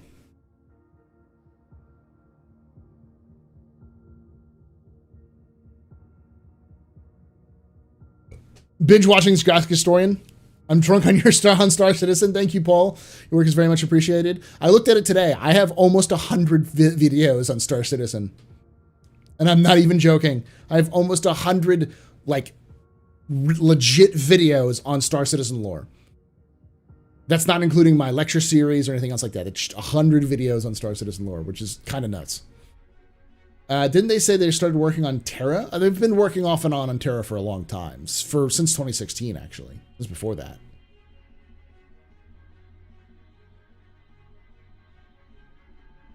Kano will be a weird one. I'll have to look at Kano. It's been a while with that. Beta only after all tech is implemented? Yeah, but I don't think they'll have all the tech implemented until they have the first 5 systems. I do happen to know that CR did indeed eat my baby, but it's fine. Baby got better. Tarkov still in beta, yeah.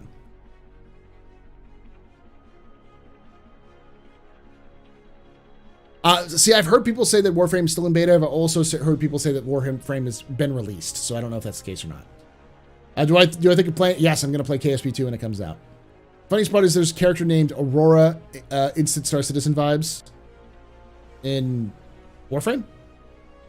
Gmail was in beta for years before it was initial release. Yeah, that's a good way of putting it, yeah. No, Australia did lose a war against emos. No, but Australia did lose a war against emus. Sort of. Do you think it's possible they might keeping surprise Squadron 42 related stuff surprise for CitizenCon, or is it Copium? Copium. Chris Roberts said in his letter to the chairman back in June or July, they were not going to show anything for Squadron 42 at CitizenCon. That doesn't mean it won't show it off this year. They do have a tradition of showing off Squadron 42 shit at the end of the year, so we may see some update from Squadron 42 at the end of the year. But we're almost certainly going to see more stuff when they make the announcement, which probably won't be next year. It'll probably be maybe CitizenCon next year. Chris Roberts seems to be waiting for the LA CitizenCon to be the release announcement for Squadron 42. At least he's hoping it is. They didn't last year. It was the first year last year was the first year they didn't do a Squadron 42 release of some kind. But there was a leak of what they wanted to do that they decided not to, which was kind of a tongue-in-cheek like Christmas thing. And so I guess they decided not to release it because it wasn't really, people got pissed at it. But it was something they did in that stuff, so. Once they start bringing back the briefing rooms, that's when they're on the ramp to load up. And it's important to remember that Squadron 42 needs a year of marketing. So when they make the announcement date, the announcement is going to be a year from that date, and they're going to start ramping up the marketing. And at that point, they'll probably be close to beta, if not at beta by that time. Question, how do you feel about the Hammerhead as a ship? It's a powerful-ass anti-fighter platform. The hull never made any sense to me, but it's aegis. It's a fine ship if you have friends. I don't think it's well designed as a ship, just in terms of its capacities. Like those two giant fucking radiation devices, like the health hazards that spew out random particles, which I think are supposed to be the engines. It's like, okay, we just have exposed engines in the cargo bay. That makes sense. There's a lot of things that need to fix, so. They did add a recent room to the Hammerhead, though, didn't they? Oh, a gravity room. Yeah, they added a gravity room.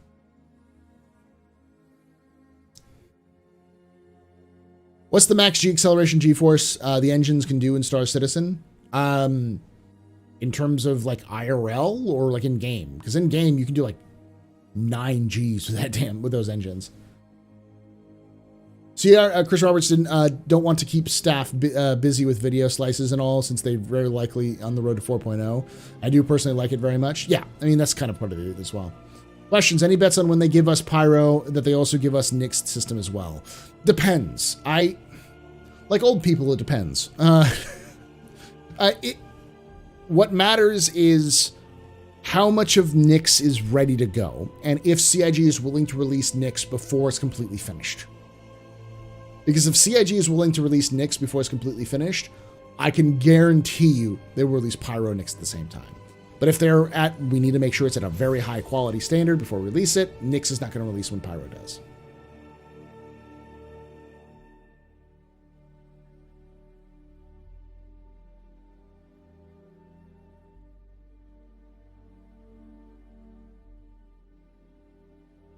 I've seen 10 Gs on a Cutlass and Car 2. Yeah.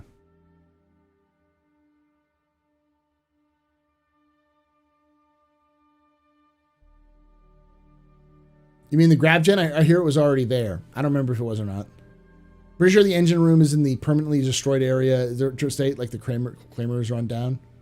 90% hallway, yeah.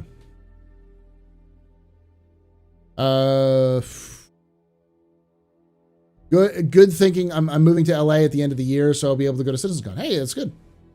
Congratulations. And also, I'm sorry. As a former San Francisco Bay Area, born and raised, fuck LA. Fucking hate that place.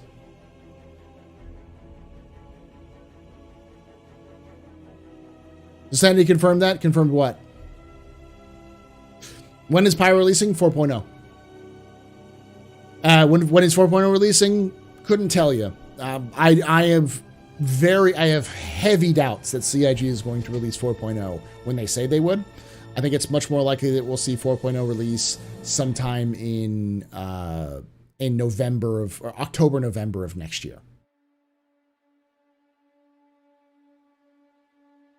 Question, what are the possibilities if the Artemis ended up in one of the star systems accessible by a jump point or in an alien system? This could be an exploration gameplay. 100%, Jordan. They've already said the Artemis will be a key factor, a key part of exploration gameplay. There will be an event that a player will be able to find the Artemis in some capacity. So we have said next summer, every winter since 2019. Yep.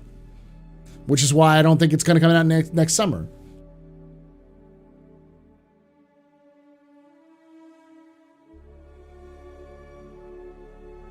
You found the link? All right, Kinrin, can you give me the link? You have me on, you're on Discord, right? Just send it to me on Discord.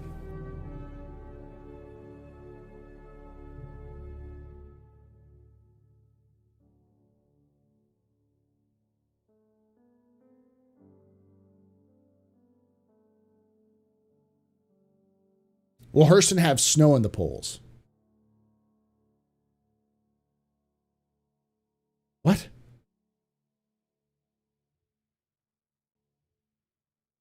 No? I don't think it does.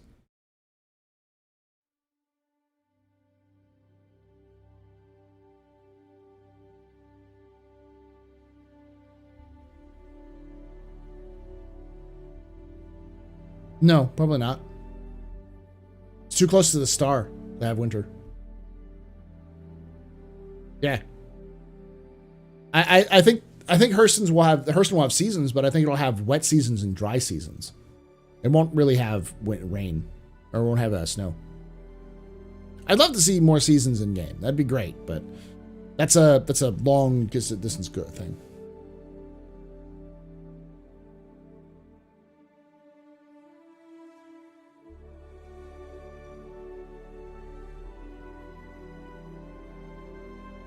I mean, the planet's a blasted hulk with barely usable atmosphere after centuries of weapons testing. Seems unlikely. Yeah.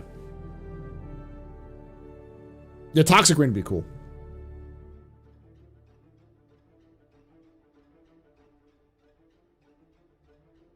Thank you, Kieran.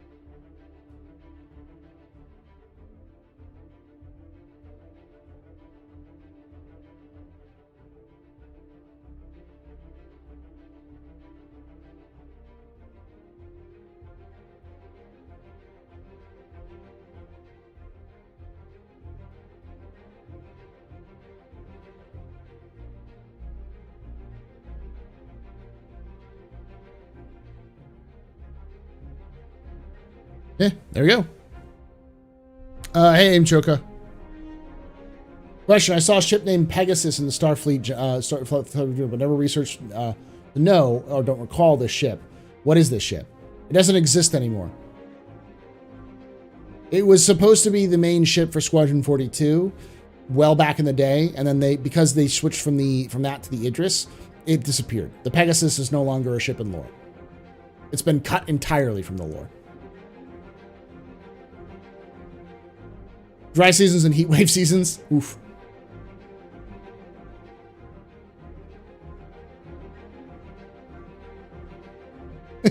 Sorry, off topic, but 24 minutes behind the thing, so my clip-on extending keychain thing breaking. Sorry, it's okay.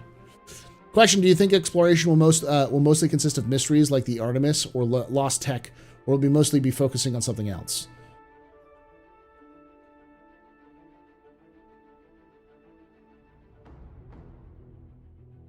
It's still in lore ship. It's mentioned in Squadron 42. Yeah, but Diablos, what you heard was was not necessarily final audio. It could have been cut. Because the thing is the last major update they did, where they kind of did a roundup of all the ships for RSI, they intentionally did not mention the Pegasus.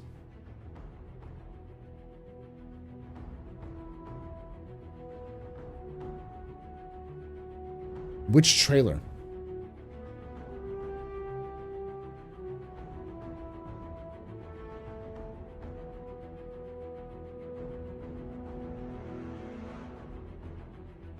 Yeah, it probably changed it. Jordan. All right, I'm going to do this, and then we're going to get into the we'll do two capsules this week, so I can put them both out of there eventually. So, do I think exploration will mostly consist of mysteries like the Artemis or Lost Tech, or it mostly likely to be focused on something else?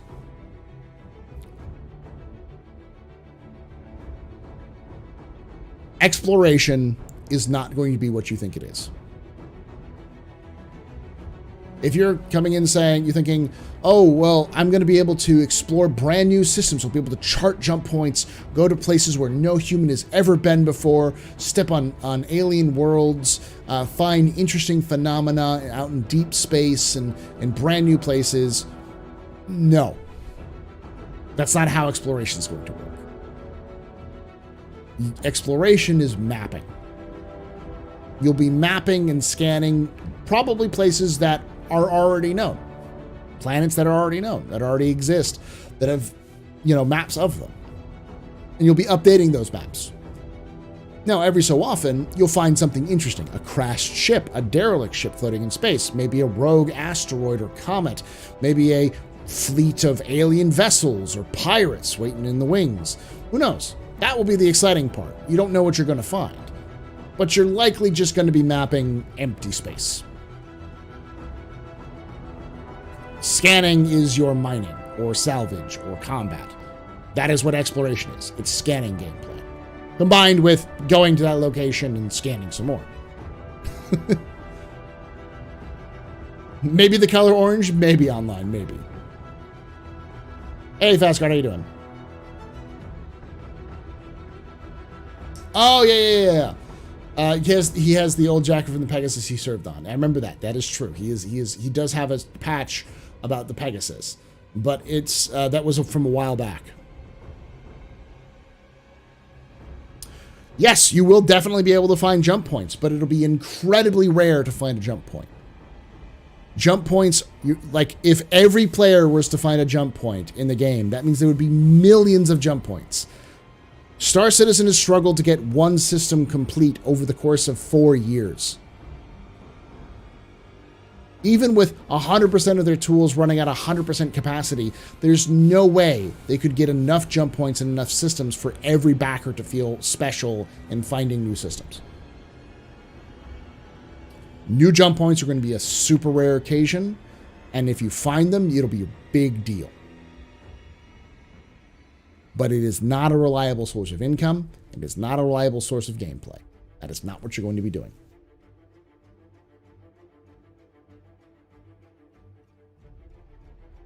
Did they say you'll be able to find other jump points recently? Was that the narrative team? By scanning. Thanks to leaks, we can never have hidden things within the game. No, probably never will. So mystery and excitement will be few and far between. So no finding Hadesian artifacts. They didn't say that. You'll definitely find Hadesian artifacts. You'll definitely have exciting adventures. But think more Indiana Jones and less Star Trek. What's the exciting part about Indiana Jones? It's not the lost, it's not the Lost Ark or Temple of Doom or the Holy Grail. Those are the MacGuffins of the story, but the danger, the excitement, the intrigue comes from dealing with shady archaeologists, the Nazis, the cults, and all sorts of other aspects of the story. Those are the story aspects that matter. The actual MacGuffins are little. So you might find MacGuffin artifact on a derelict somewhere in charted space that's just been hiding in an asteroid. But that asteroid's crawling with rantas or giant whip crabs that you have to fight your way through to get to that artifact. And it might earn you 5,000 UEC. But you got to fight an army of whip crabs.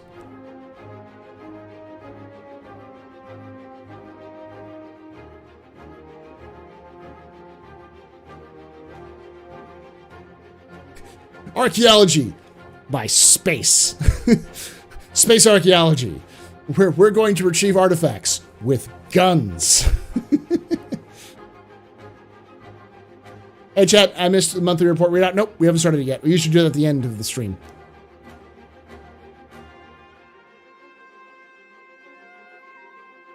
I thought they were talking about the side jump points where they're weaker to come and go. We have no idea. Honestly, we have no idea how jump points are supposed to work. The whole idea of jump points is very vague still. It's just you use them to go to between systems. But all the details of jump points have not been fleshed out in the least. So that's one of those things where we won't know until it's done. And even then it'll probably change.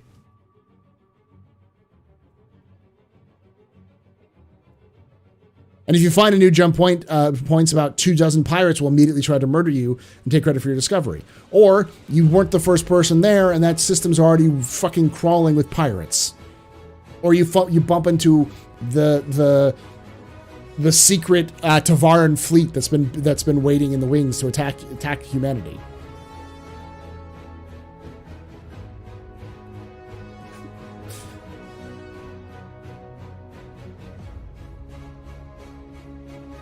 To be fair, that's how Britain did most of their archaeology.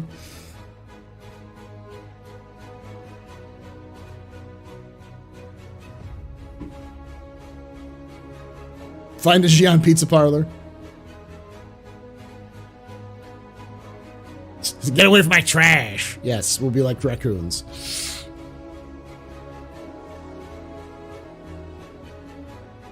With an A2, you can make your own ruins and discover them yourselves. Pre-made archaeology.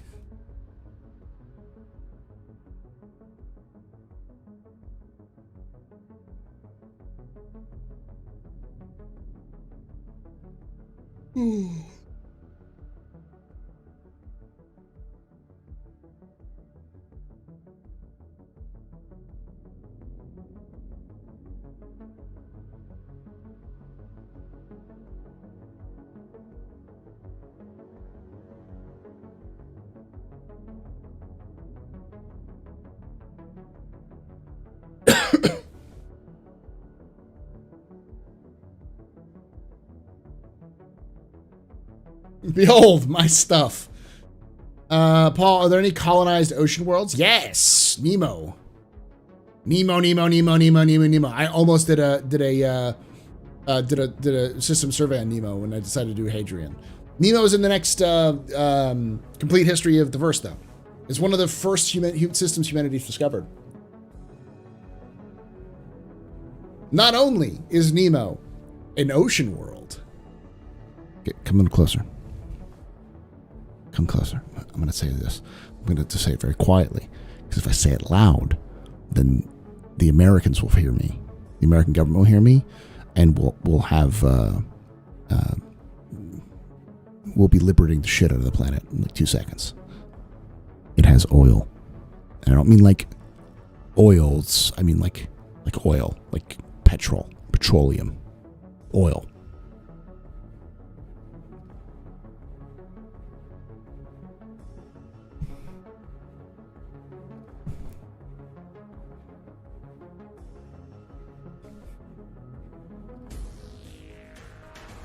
I'm serious. It's got oil.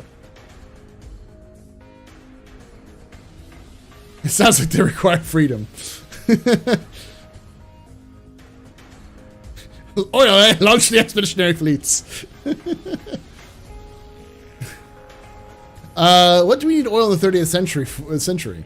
I don't know, but it was discovered on Nemo. It's actually been completely drilled out mostly, and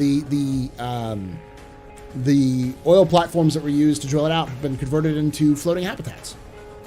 So you can go live on Nemo, which is former oil.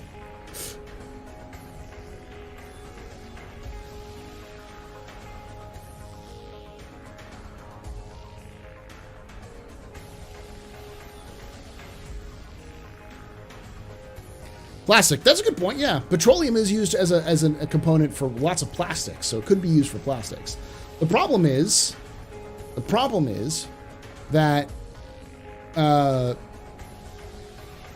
oil.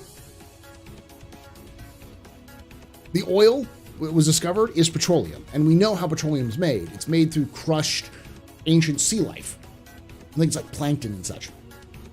It was compressed over time in ancient seas, ancient oceans.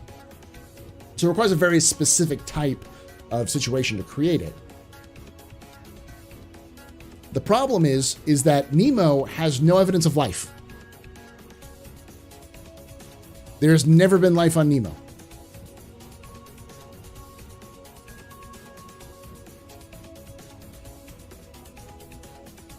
Petrobras, the planet, yeah. No, there's zero life on Nemo. Nothing lives on Nemo. When they discovered it, there was no life, and there's never been any additions of life. They just used the oceans.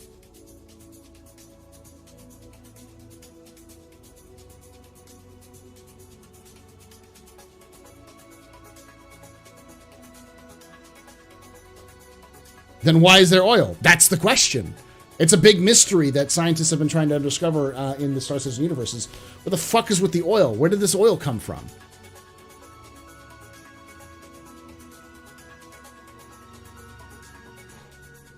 And that's an example of CIG's writing team. CIG will do that as an interesting hook, and they'll leave it there. Leave it as a quirk of the system. And then, you know, when Nemo finally gets added to the game in 2955... whenever the fuck, the heat death of the universe, the cyborg writers will eventually toss in the writers who've uploaded their consciousness into a machine will finally tie that into the rest of the game.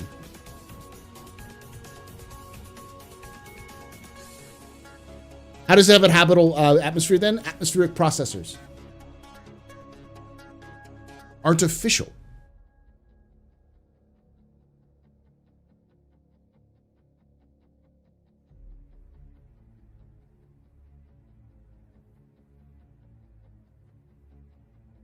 That's how all planets have atmosphere in Star Citizen, is atmospheric processors. Artificial plants that are designed to take an atmosphere and then convert it to something else. The process takes fucking ever. It takes years. I think the fastest we've been able to terraform planets, even perfect planets, has been like 5 years. Usually it takes decades, if not centuries, to terraform a planet to the right conditions.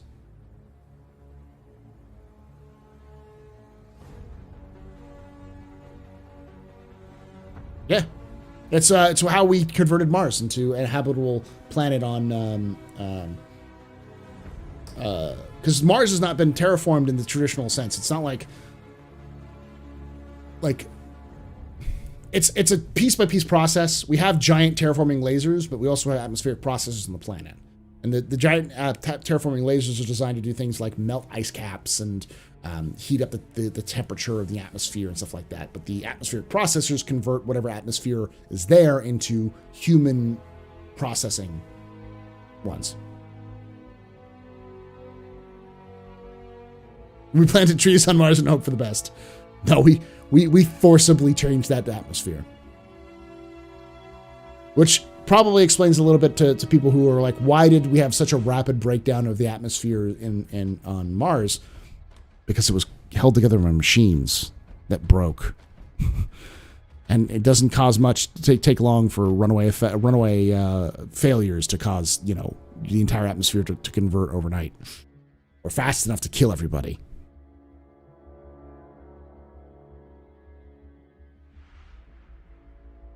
Nemo Vanduul homeworld, that's a good theory, actually. Because the Vanduul are definitely based off of sea creatures. They look like anglerfish.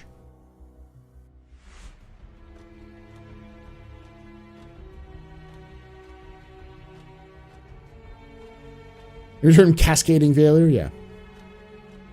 Here's my theory about this oil on Nemo. Billions of years ago, there was an advanced life on the planet. Everything on the planet died due to nuclear war.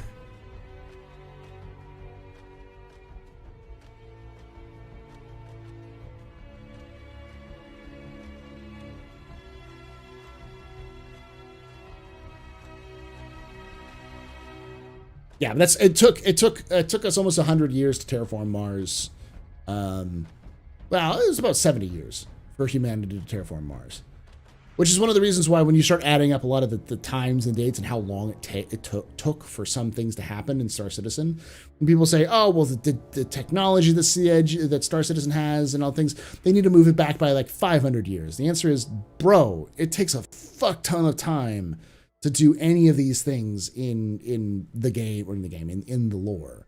Hundreds of years to terraform some of these planets, you know, between 10 and 100 years to terraform. It took both systems, both planets of Croshaw, 100 years to terraform. It took a century to terraform 2 planets. And those are the first planets we were able to terraform outside of Earth.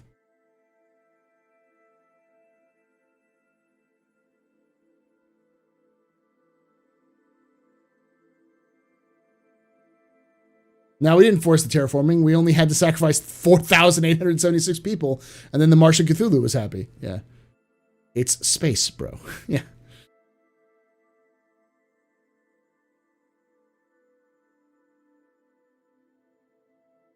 And that still is amazing. Yeah, comparatively to what we think of how terraforming would work today, yeah, it takes a long it's tough. And so,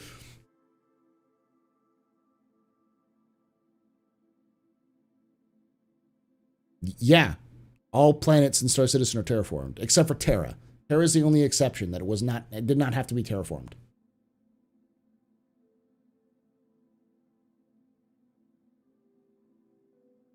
The first 2 alien planets. No, we didn't terraform Earth. What I'm saying is that we terraformed the 2 systems, Angeli and Van in Croshaw, and they were the first 2 alien non-solar system planets that we terraformed. We terraformed Mars before that.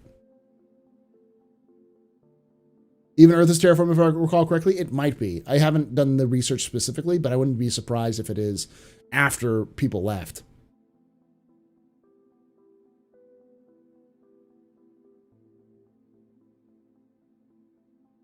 To correct some of the fuck-ups we did in the atmosphere. All right. Everything's calmed down. People aren't asking shit tons of questions. Let's do this.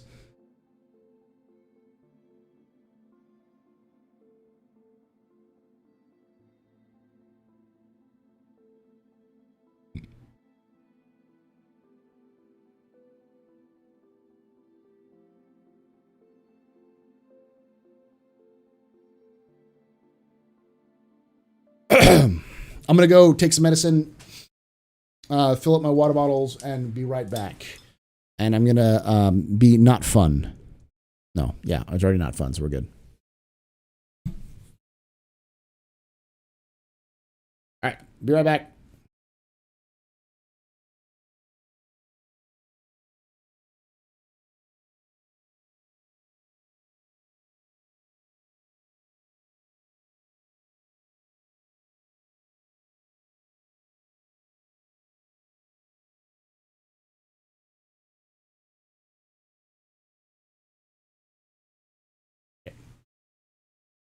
Templars man of holy pulse jelly. All right, I'll be right back. I've turned off the fun device, so you can't spam it. But I will turn on. Hold on. Let's go find a cool royalty free. All right. I'll turn on some hype music for you.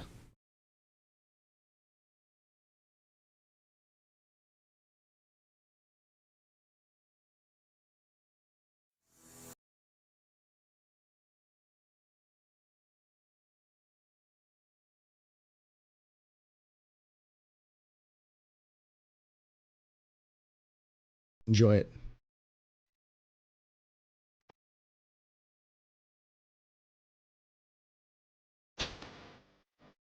Yeah, hype.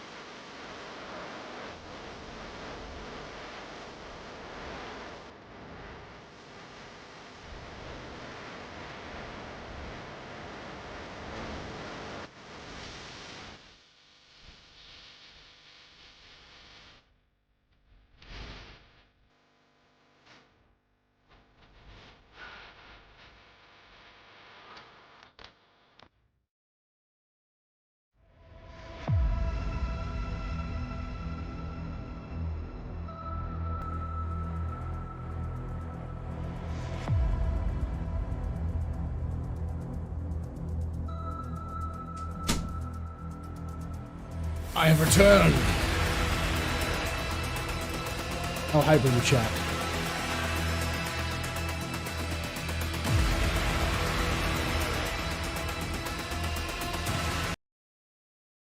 There's some royalty-free dude music.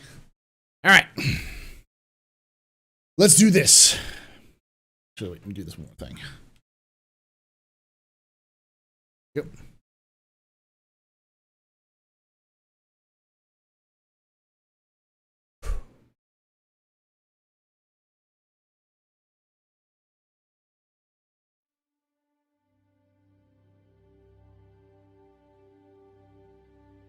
Hello and welcome to another capsule. That's right, a capsule. This is a segment of my office hours live stream that I do on Thursdays where we talk about, sit down, chill, and talk about Star Citizen and Star Citizen news and lore, just in general.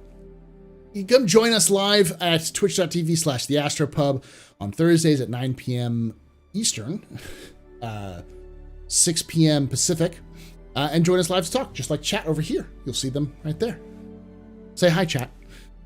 So we're going to be talking about today a little bit of the roadmap roundup and some bad news with the roadmap roundup.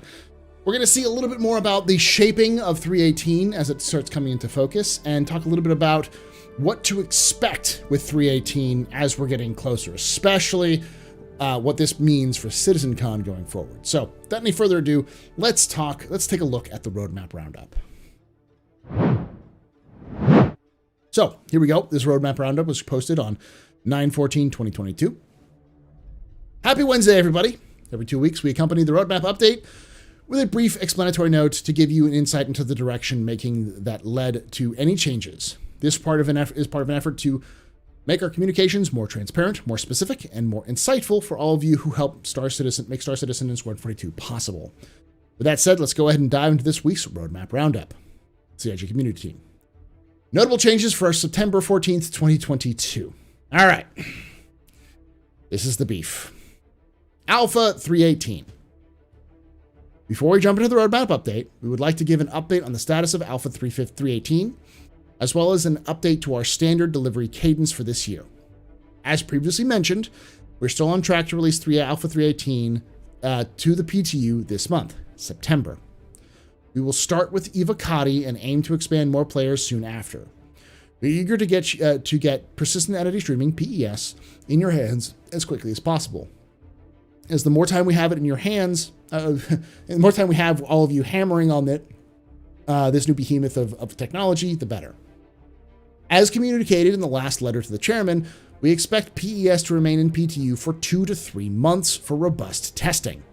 Our current goal is to release Alpha 318 to the live servers in the first half of November, ahead of Intergalactic Aerospace Expo, IAE, aka the anniversary sale.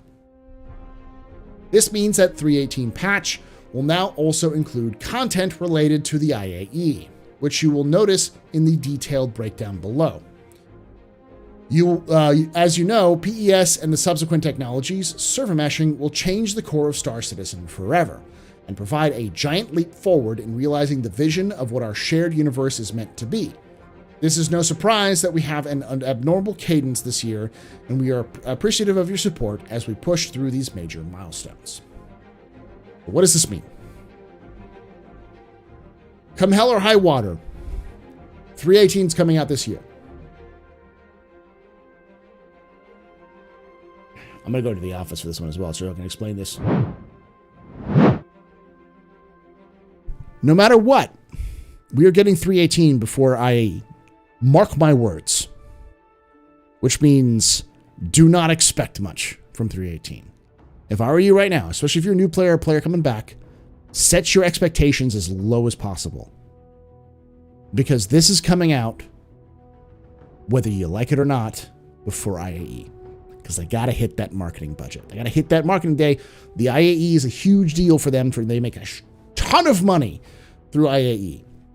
Almost said a naughty word, and YouTube would have hurt me for that. They make a lot of money off of this. So rip that band-aid off right now. 318 is going to be a buggy, messy pile of garbage. An important, necessary, buggy, messy pile of garbage, but still a buggy, messy pile of garbage. So that's what this is telling us right now. With that set properly, let's continue forward.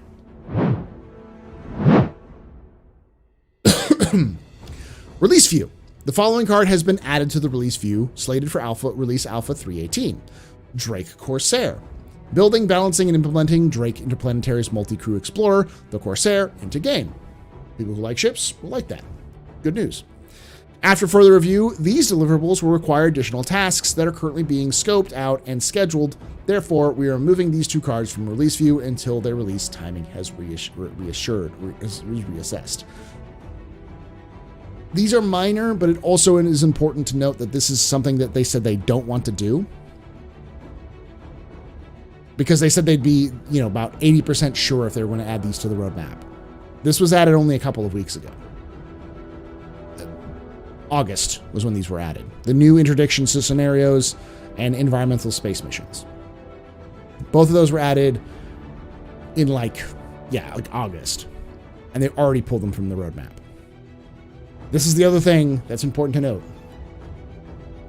This may not be the last thing we see get pulled from the roadmap. There are rumors that the current status of physicalized cargo is being discussed in a meeting starting this week, probably Friday. And we won't know what the results of that meeting are until not next week, but the week after next. The week, or 2 weeks before CitizenCon. That's also supposed to be the week that 318 is supposed to go into Evocati. So we may not know until it releases to Evocati before we even get the next roadmap update. That's just how the cadence of the roadmap update works. It happens every 2 weeks. So anything that's been done after Jake pulled the files, that pulled the information, is not going to be in this roundup. So keep that in mind as well. We may also see the removal of physicalized cargo from 318. So effectively what we're seeing is the removal of Quanta. The Quanta that was supposed to be added, not coming in 318. So there's no more updates to Quanta. And we may see the removal of physicalized cargo for 318 as well. All right. Again, pile on some of the bad news. Progress tracker. With this published, we're beginning to add the Q2 2023 schedule for upstream teams, with more teams to follow in subsequent publishes. It's a good thing. The following deliverable previously removed is returning to the progress tracker as of this publish. The APOA Santokyai. Building, balancing, and implementing APOA's medium fighter, the Santokyai, into game. All right. Then we have other problems. After assessing with the team and vehicles being worked on for Squadron 42 taking to higher priority, the following vehicles have been removed from the progress tracker temporarily until resources can be reallocated. The RSI Apollo and the Tumbler Ranger. So we're not getting the Ranger, we're not getting the Apollo. Probably not until at the earliest the end of next year. Because remember, this is Q2, so what they're updating now is stuff that's going to come out in summer of next year. So this is why these sorts of things are important to pay attention to, because they're talking 6 to 12 months down the line. So we're already seeing the Apollo and the Ranger is probably not going to be released next year. If it's been removed from the progress tracker as of now, the earliest it would be released is the end of the year next year, which is probably unlikely. So those of you who are Apollo fans, or people like me who are big Ranger fans, SOL right there. Then continuing with the bad news, additional focus from the USPU team is being placed on the freight elevators deliverable for hangars and cargo, and is a prerequisite for hangars to persist. Therefore, we're removing future work for the following deliverable temporarily as this work is being completed. Persistent hangars. So we're not getting persistent hangars. We are not getting the Tumble Ranger, and we're not getting the Apollo. We may not be getting the cargo refactor, though it seems like it's being prioritized. So we may still get it. So let's go in the office and talk about this though. Yeah. So this is a big blow. This is a big blow. No persistent hangars. Probably no persistent hangars next year. No Apollo for the near future. No Tumbler Ranger. And the Quanta at least has been removed temporarily, so there's no new Quanta missions, no new Quanta update that we're going to see. And we're still on the fence about whether we're going to see the cargo refactor. Though the fact that they're removing the persistent hangars so that they can focus on freight elevators, which is important because that's the like almost like version 2 of the cargo refactor. That needs to be in place as well. The fact they're doing that means that they may be refocusing that right now. So there are some bright spots. And of course, if you're a fan of the Santokyai and the Corsair, we're both getting those soon. So that's pretty cool too. But I can't walk away from this saying this is a good thing, a positive thing. This is, and I do think this is the beginning of a longer series of cuts that we'll be seeing over the next couple of weeks. I didn't think they were going to cut anything from the published view, because they said themselves that when they put it in the published view, they're 80% certain, which obviously means there's a 20% chance of dropping, but they've been very good about that until recently, which tells me, again, setting expectations going forward, that anything that hits into the release view towards the end of the year is probably unreliable. So anything that you see added to the release view after July is probably not a fully reliable, not as reliable as earlier in the year, because there's a lot of other factors that come into play that cause things to delay. CitizenCon is a huge drain on their resources that they do every year. The end of the year patch is always their biggest year. The fall patch is always the biggest patch they release. Excuse me. Events like IAE, events like any new events they do are also huge things, and then they have to refactor in the winter / early spring to fix everything up. So lots of lessons learned, lots of things to pile over. But for those of you watching on YouTube, I want to know what you think in the comments below. Is this doom and gloom? 90 days tops. It's all over for all of us. Panic, sell everything. Are you upset? Do you think it's reasonable? Let me know in the comments below. And if you enjoyed this kind of content, we do these sorts of things, these live streams. Join us live, twitch.tv/TheAstroPub, youtube.com/TheAstroPubLive, every Thursday at 6 p.m. Eastern, 9 p.m. Eastern, 6 p.m. Pacific, to talk about Star Citizen. And we don't just do this, we talk about lore, we do monthly reports. In fact, we're just going to move on right here to do the Squadron 42 monthly report as well. Hopefully some better news. Which that video will be up shortly as well. So. And thank you for watching, and like I say every time, hope to see you someday in the black.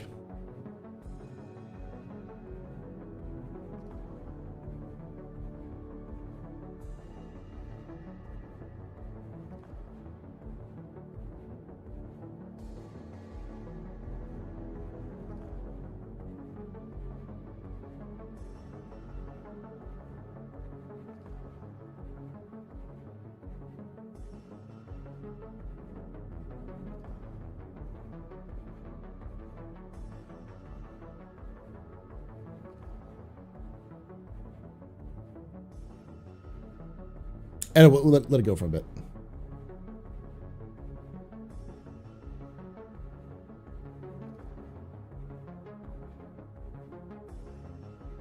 Wasn't the next ISC supposed to be about the cargo refactor? Possibly. But we do know that it was going into review. No, I'm just done recording. We're going to move into the Squadron 42 stuff next.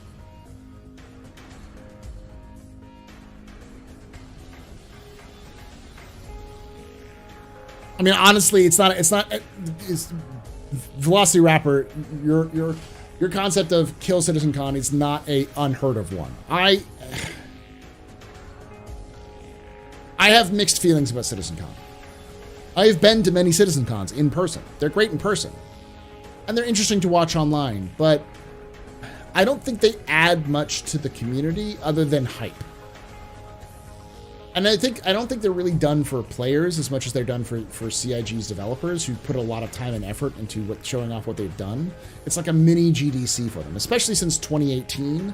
They've been very much small GDC presentations, which very few developers and designers and animators will ever get a chance to go to GDC to present their cool stuff. So this is the ability for them to sit down and like really tell people what they worked on and how they got it done.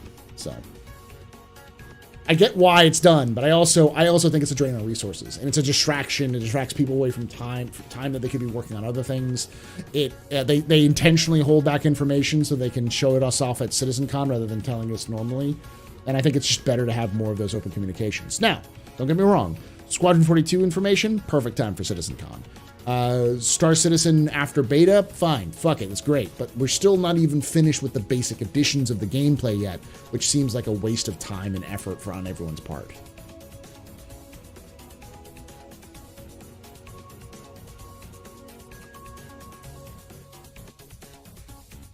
JD asshole response. The point is just saying they can do that every other Friday. Yes, but every other Friday is for Star Citizen Line is only an hour. And it's not as prepared.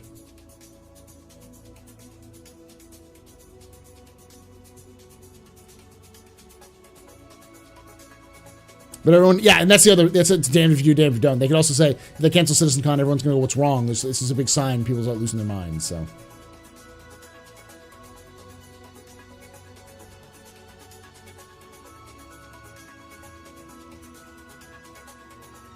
I don't mean to be a Debbie Downer about that. I just wanted to set, and this is the thing that I very importantly try to emphasize with these sorts of things.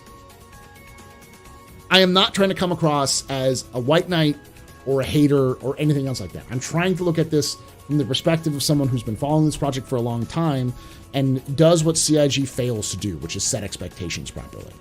CIG consistently fails to set expectations properly, but that's mostly because they're optimistic. Not because they're nefarious, but because they are overly ambitious. I hesitate to say that Chris Roberts is sitting there counting his money going, hey, the fucking rubes.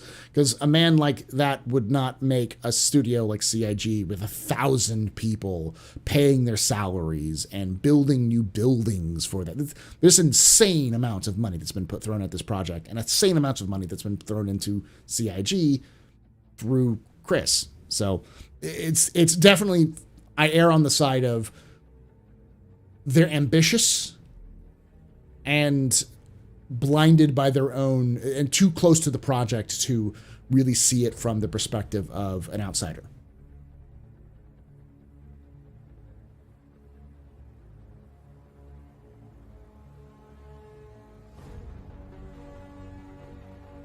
Every video and cassette cons they do is to keep the flame of ship money alive. To a degree, but this game wouldn't exist without that ship money.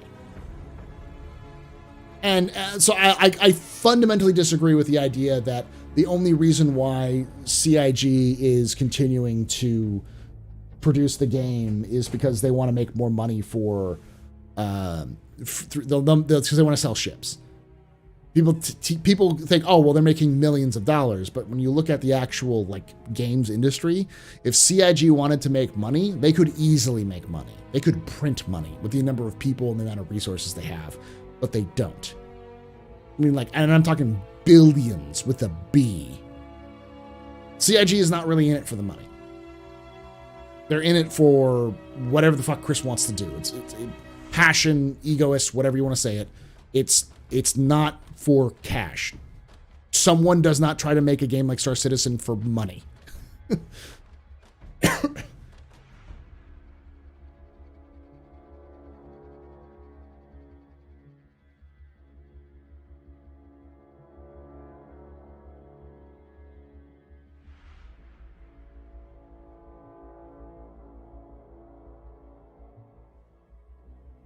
No, Paul, that sounds closer to the Rube that runs Star Atlas. I'm not going to say anything bad about the guy who runs Star Atlas. He goes around and copy strikes videos for anytime someone tries to talk reasonably to him. So I'm not going to bother bringing that thing up. That whole project is completely out of my scope. I have nothing to do with it, and I do not want to discuss it. Please don't copy strike me. You don't mash critics of your project. Okay, I'm not going to talk about that. A publisher which ship money allows CIG to avoid having to push the game to release is far less of a game than we have even now. Don't get me wrong, I'm all into this kind of business. I'm all into this kind of business. The way it's better than having a bunch of businessmen pushing your deliveries. Yeah. I'm not mad about ship money. I'm not mad about keeping the hype up and giving people a chance to show off their work. But also sometimes just think about it. It's just like Pyro's been coming for 3 years. Squadron 42 has been worked on for even longer. I just want to take away as many excuses for why things are getting done as possible, which isn't realistic or my place. But it's upset nerd on the internet is upset. I mean, I could go on and tell you that I think the best in show at this point is a waste of time and everyone's money.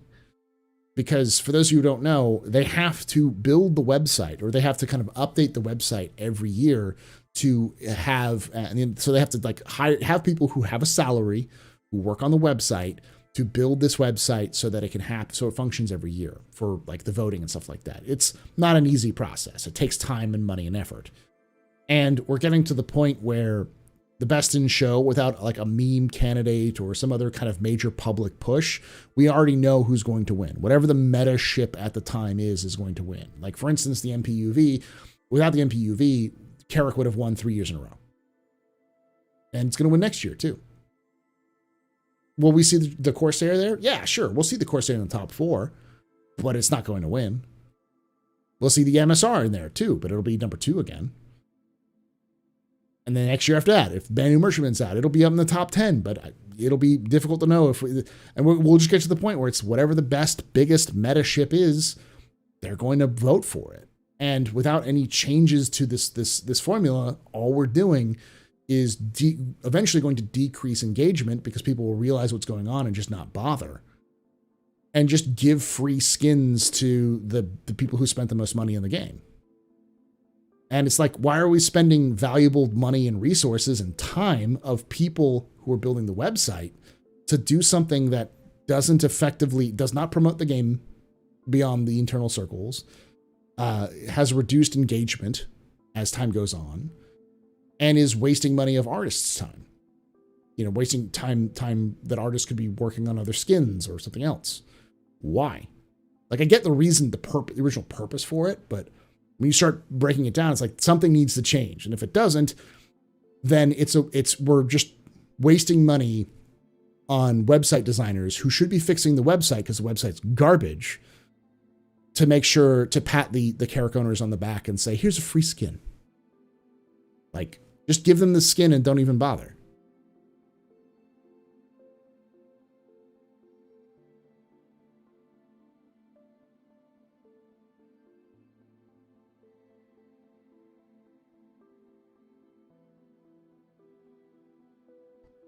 Banu cubes are great.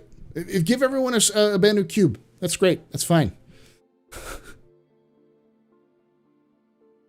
Banu cubes. You could get Banu cubes if you met CIG in person. They'd give out cards for Banu cubes. So.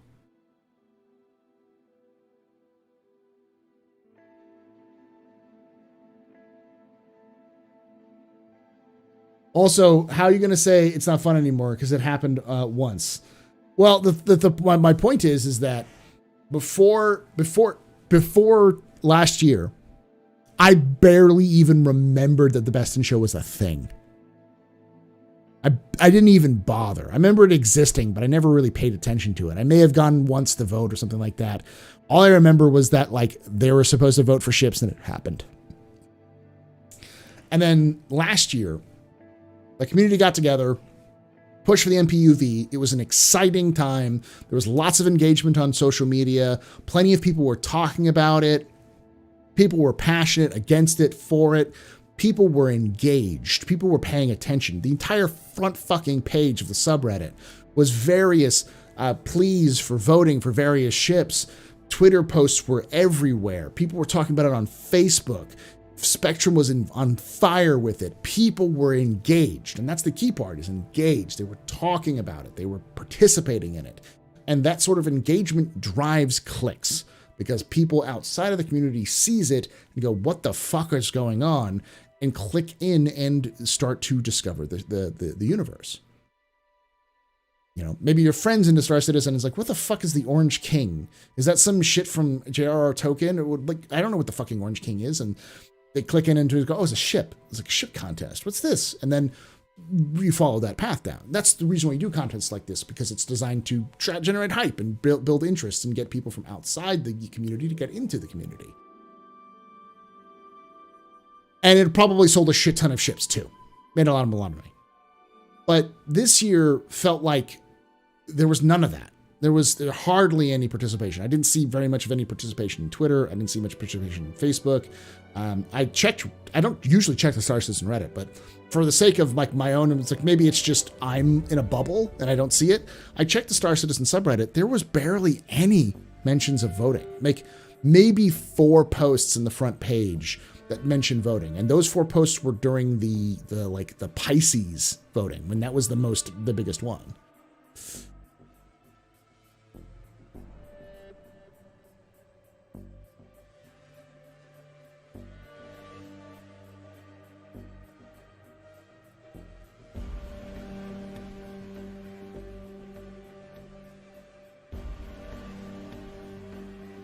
No, I'm talking about the no, not you, Paul. I'm talking about the meme. No, that's what you're talking about.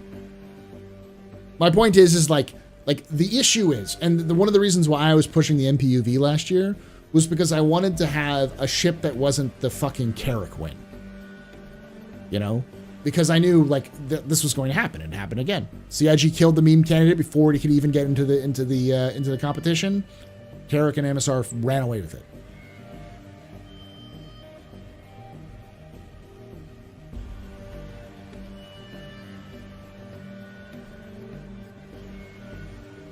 Oh, you mean the MPUV and Carrack? Yeah, they had like 30,000 votes. Yeah.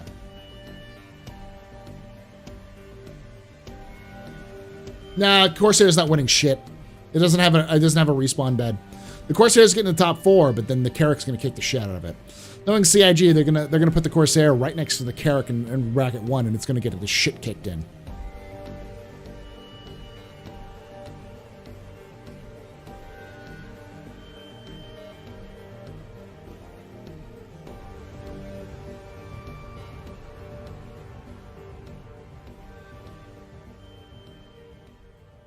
I mean, people voted for the Cutlass, but people stopped voting for the Cutlass after the second year. The point is, and I posted this on Twitter, and a bunch of people were like, "Oh, you're so salty, Paul." I'm like, I'm not salty. I'm just bored. Like, I legitimately forgot that the Carrack and the Scorpius were going up against each other. I forgot to vote. And by the end of the voting, there were 2 other pages. The only way you could find the voting page was by clicking through the tabs on the fucking, whatever it is, the like bookmarks, whatever the bar is. Let me pull it up so y'all can see what I'm talking about.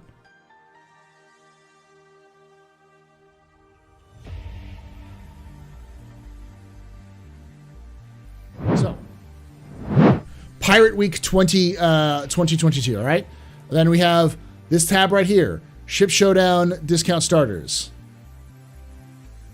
The winners, 2952. It was like here, this 3rd tab here on this section, whatever the hell this you'd call this right here. That was where you found the voting page. For the finals, that's where you found the voting page. Like, what the fuck, CIG?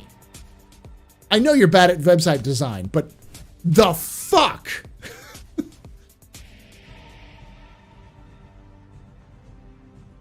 Rolling notification, I guess a rolling notification bar, yeah.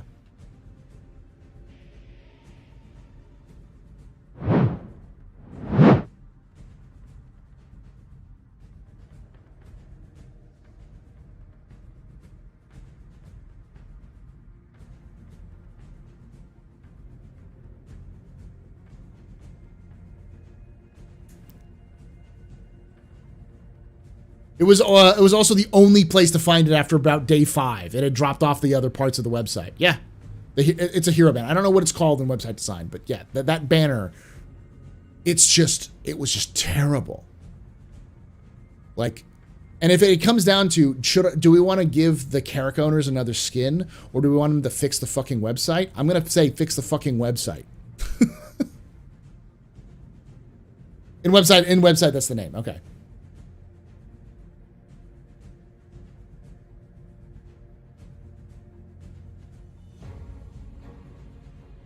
So, like, how are you going to get people engaged in that when you have to go through 3 fucking tabs you don't know they exist to make it even find it?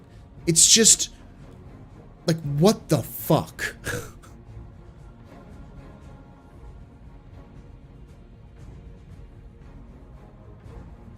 I'd love to see the winners removed from the running next year to force some variety. I agree, but I like, there is some, at this stage, it's like, why even run this contest when you can't even run a contest properly? When you can't even get people to get interested in the voting? It's like, almost like they were embarrassed they were running the contest because it kept getting pushed out. It was like, oh, do free fly, go free fly. But it's like, free fly for what? Oh, for the ship showdown. But you're not even willing to put the ship showdown on the front page in a permanent status. You're embarrassing. You're so embarrassed with it. You hid it behind a bunch of other things. It makes it look like you don't give a shit.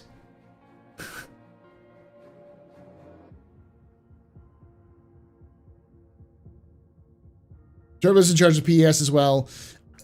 Different Turbulent. The same Turbulent, but different office.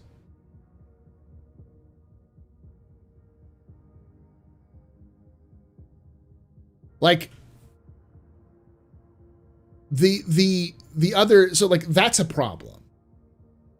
If you really want to use the time and effort efficiently, you want to engage people to play to do the event, like to vote, right? Well, people aren't going to be engaged in voting if it feels like their votes don't matter. And there are so many people who are confused, like especially new players, who are coming and being like, oh, so we get a free ship. Like, look at the post that they said, the congratulations, the Carrack won. A lot of people said, so we get a free Carrack? And people are like, no, you just get a skin. Oh, so I get a skin if I own the Carrack in game? No, you have to buy it IRL. Like, yay? Like, that's the problem. Like, fundamental issue right there is people don't understand the contest. People don't understand why they should give a shit. And you're running it when you could be doing something else. Either marketing-wise or with the web team focusing on improving the experience on the website.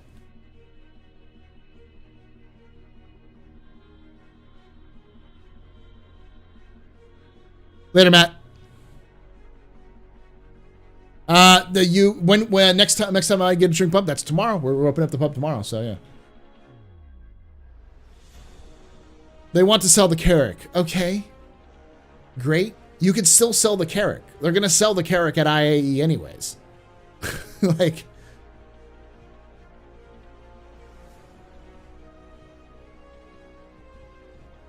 so this would be my constructive criticism to CIG.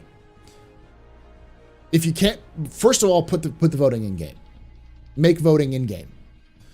More players would be interested in it. More people play the game than play the website. So do that.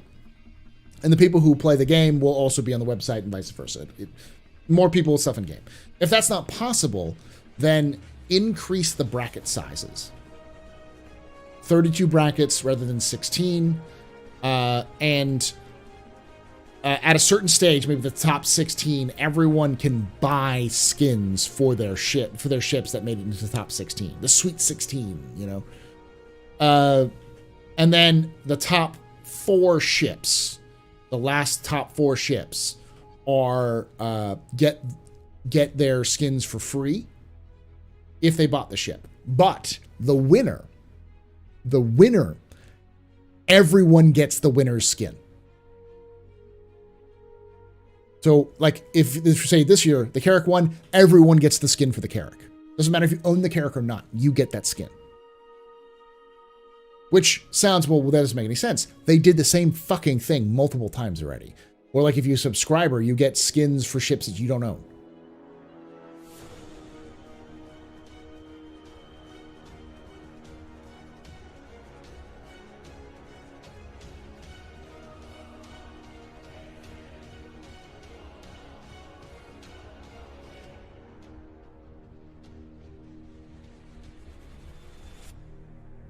The main issue is so many ships not in game yet, so it's kind of dumb. Kind of event happen in game with every person voting out of their Moby Glass that when the game releases. Yeah. Shouldn't be brackets, rather. Yeah, the brackets add some level of engagement and stuff like that. But the brackets also should be increased so you have more of a chance, so that like all of the segments winners, like starters, light fighters, medium fighters, heavy fighters, excuse me, racing ships, cargo ships, industry ships, or like mining ships, salvage ships, exploration ships, you know, they should all have more brackets than they had. The ground vehicles.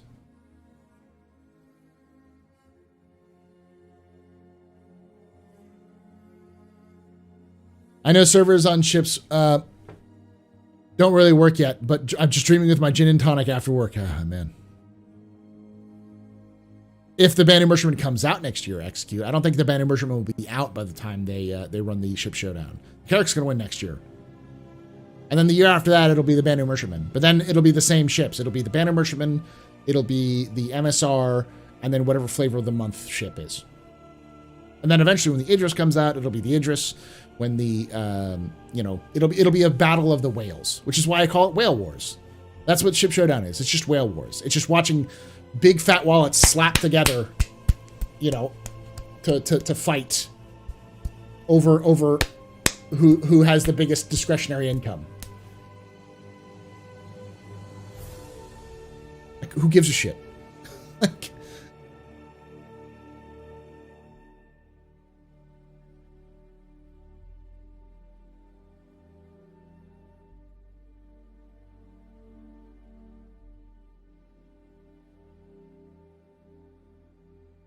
hey, portability.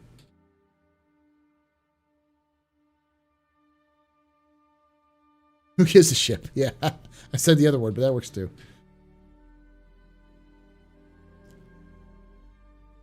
And this is from someone who went all out on the memes last year, who people still blame for the MPUV winning. You're welcome, by the way.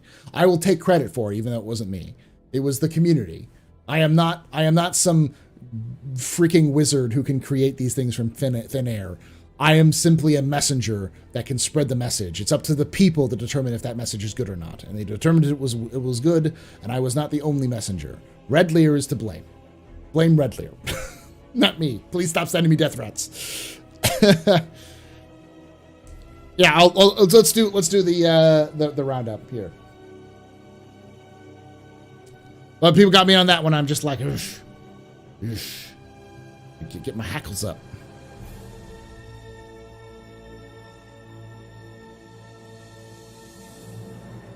Yeah, brackets by category, and then the top two from each category go to the final bracket. Yeah.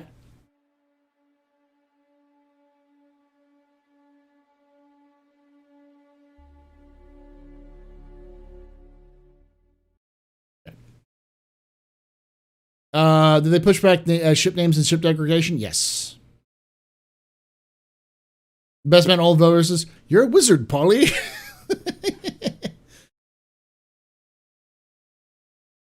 The community is the friends we made along the way. Well, like, let me put it this way. Next year, I'm half tempted to say the ship we're all going to push for is the Aurora. Why? Because it's a ship that will never win the ship showdown otherwise. And it would piss off the Carrick owners something fierce to see their ship lose to an Aurora.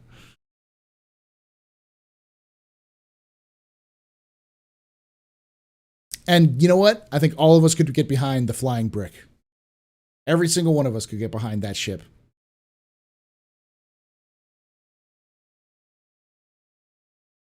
That's why I didn't even vote. It's a joke. It's just a waste of time, in my opinion. You can look at the ships, list of ships.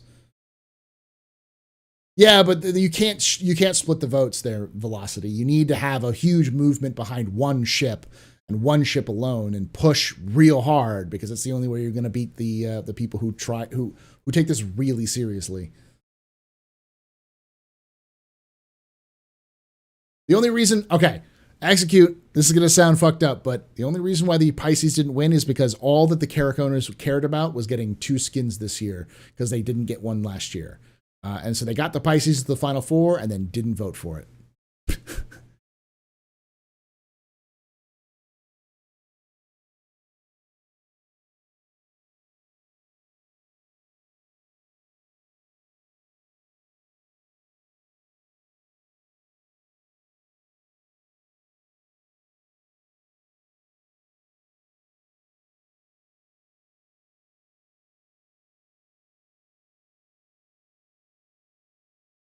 All right, let's get started with this one.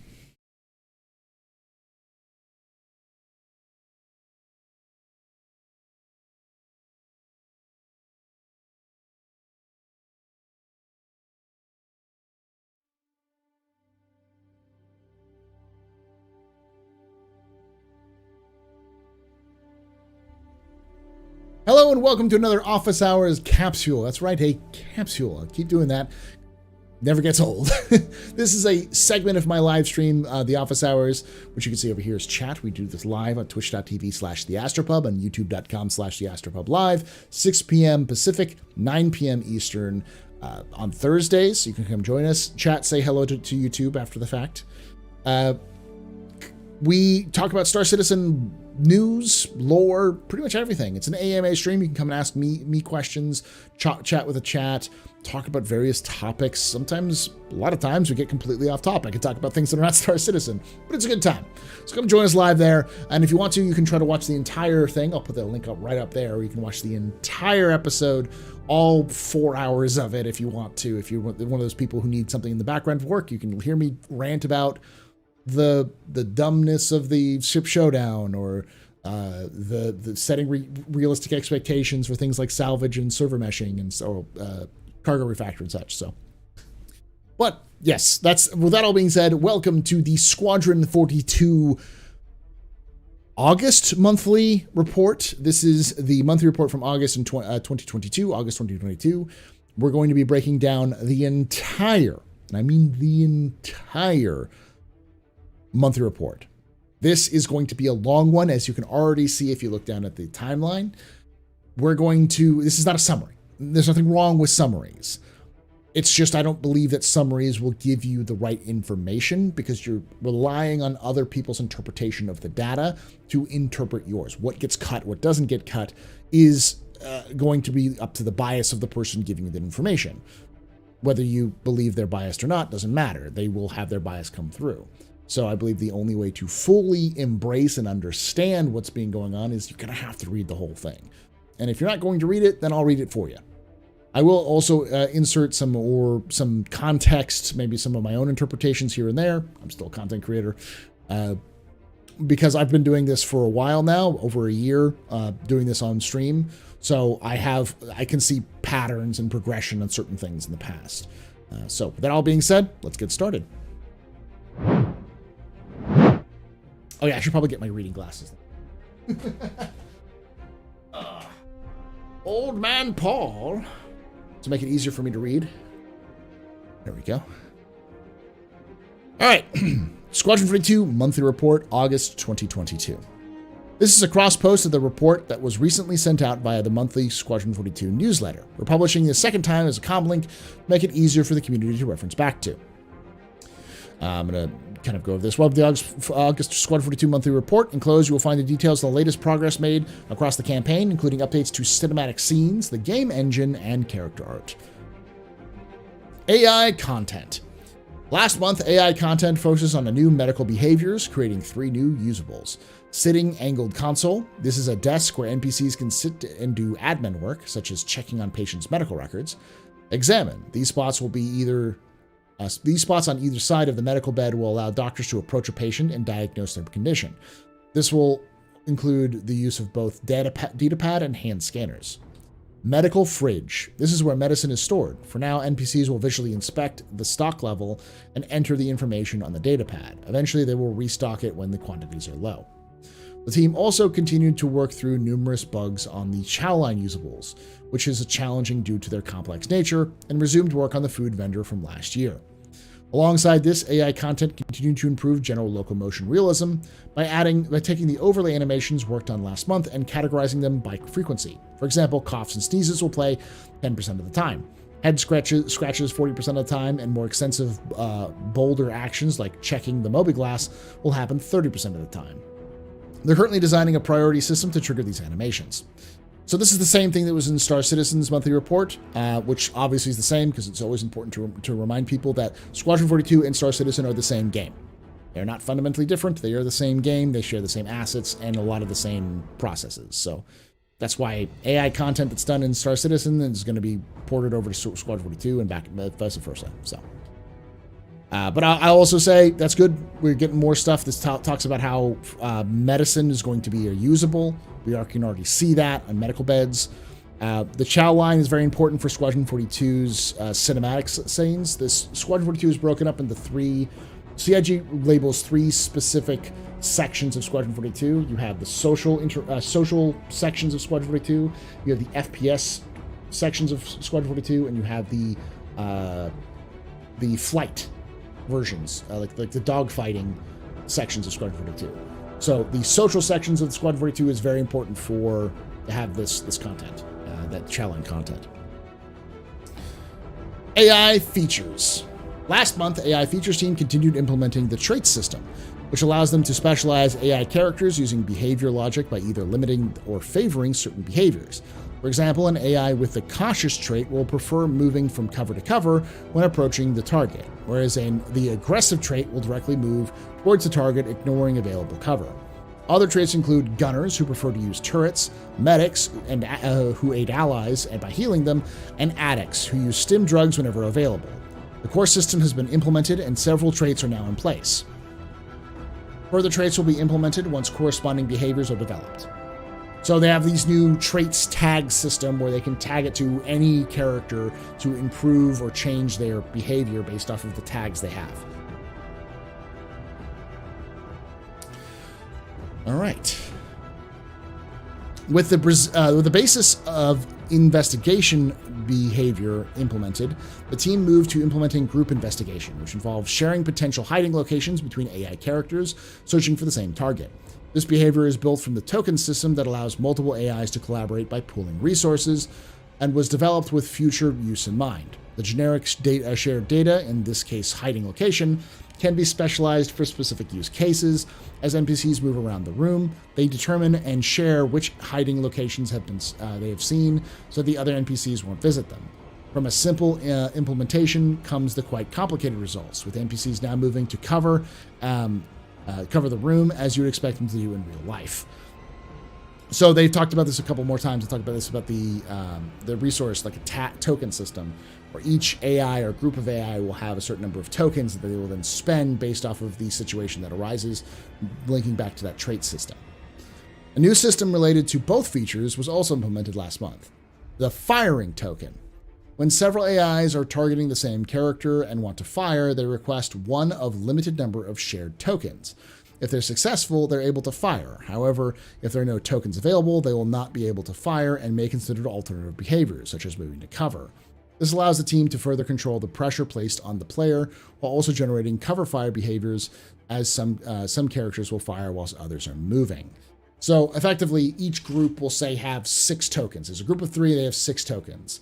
If they all have 6 tokens, then they can all choose to use their token to fire, and so they'll have an animation or have an action where they fire at an enemy, because they still then have 3 tokens left over. They fire again, but once they've fired twice at the enemy, then they're out of tokens, so they'll go to cover and wait for those tokens to regen or for other behaviors to kick in.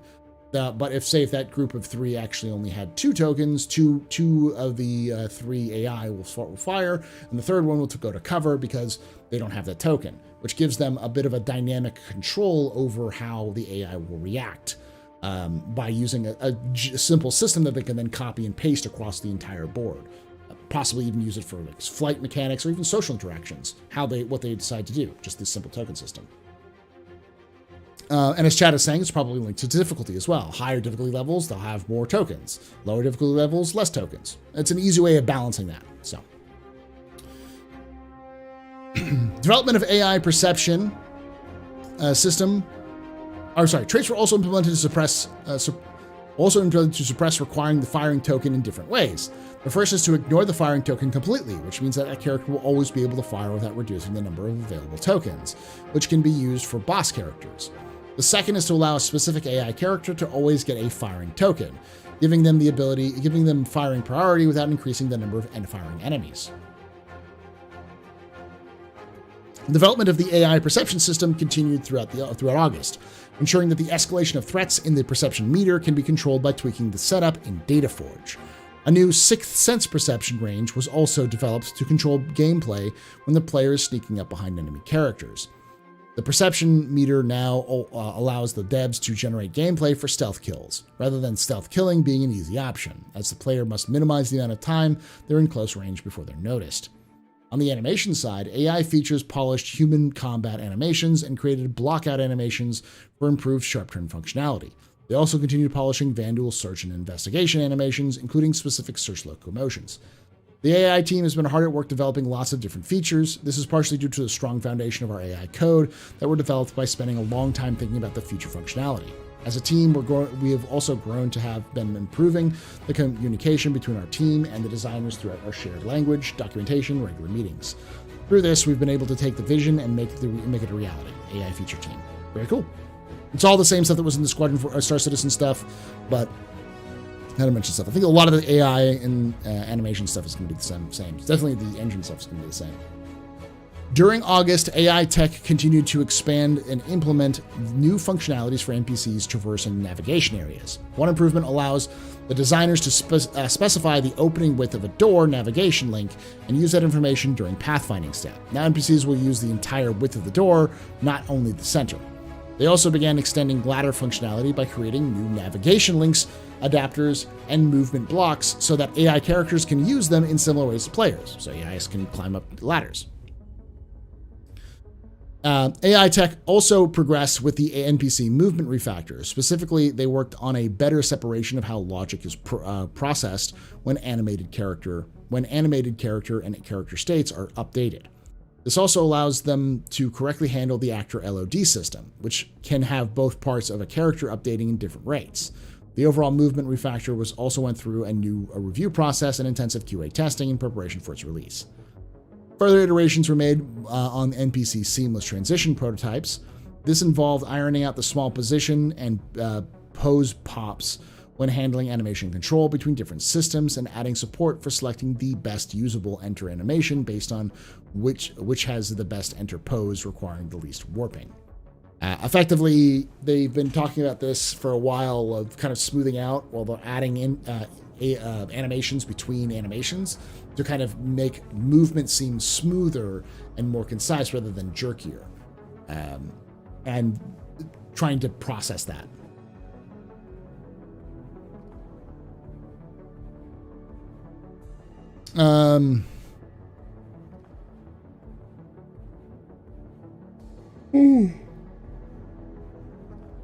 This assumption editor tool was opened up to more designers, so it could go through more intensive and in-depth functionality and performance testing. Bugs and feedback from users were addressed, and performance improvements made when loading bigger mission graphs. A new feature for ship combat behaviors, ship-pilot interaction, was extended to include vision alongside radar signals. This will allow AI ships to react to hostile characters on foot and engage them in combat. Finally, AI tech continued developing and improving reinforcements and disembarking behaviors. Part of this involved allowing missions to designate points where the squad group will go to and investigate in case hostiles aren't visible. There we go.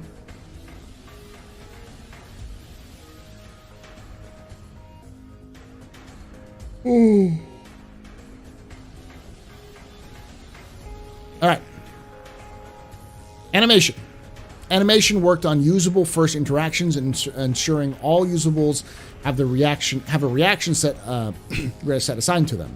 They also continued with the female spec ops work to get the female buddy and enemy AIs in game.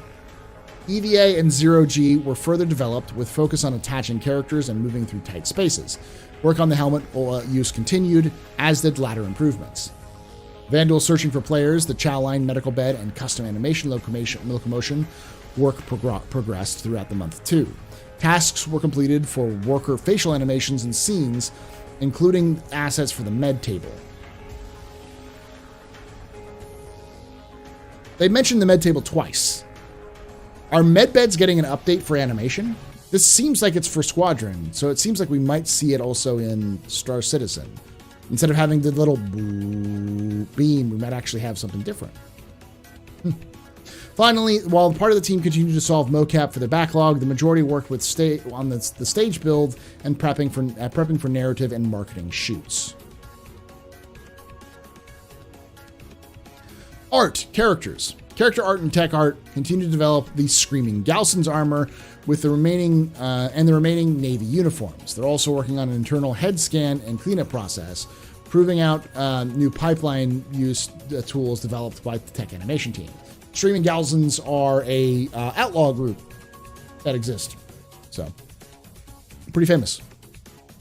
Art weapons. Weapons art continued to develop the Volt weapons mentioned in last month's report, with the main modeling pass completed in August. They then moved on to refining the iron sights to improve the on-screen positioning.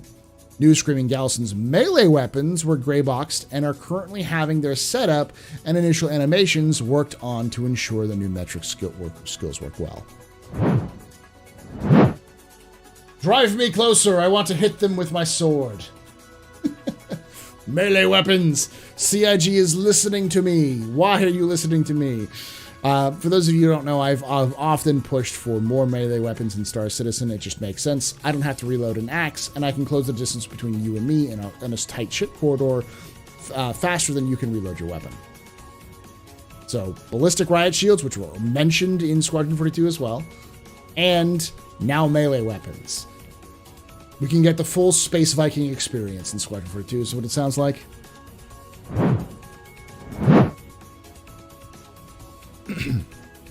Several new skins were kicked off, and the team also converted a number of weapons to the current tint system to allow for the creation of future skins. Cinematics. At the beginning of the month, Cinematics completed the implementation work for major sequences in chapters 1, 5, and 7, including lengthening the opening shot of the campaign. So, for those of you who are wondering, chapters are like mission sequences. There's usually 1 to 2 missions per chapter, which is why calling Squadron 42 Chapter 1 is confusing. Because, yeah. So, Chapter 1, Chapter 5, and Chapter 7 are the first beginning arcs. There are at least 2, if not 3 arcs in the full campaign, which your character goes through several missions and chapters before they finish that story. It does seem very similar to like narrative book writing in terms of how they're written, or like manga. If you're a fan of manga or like television shows, it's much more similar to that in terms of how it works. The Vanduul movement style was also finalized, and prior blockouts received more fluid motion and precise timing. Adjustments were made to few scenes on the Javelin Bridge, which was recently lengthened for FPS combat. Gunfights on a Javelin Bridge, baby! Further work went into timing of larger the timing of a large weapon too. Put my tinfoil hat on. Those of you who don't know, I have a theory. A crazy theory that the Retribution, the UES Retribution, this massive super dreadnought of a ship, that is in fact a Hadesian weapons system. That it's a ship designed around a giant planet-killing weapon, which is designed to fire at Vanduul, not kill planets, but yeah.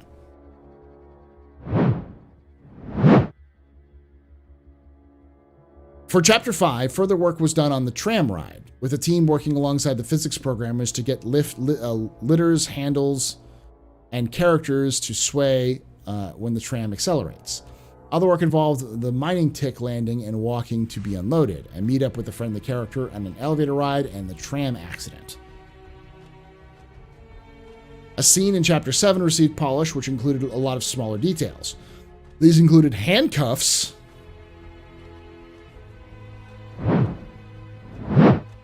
kinky,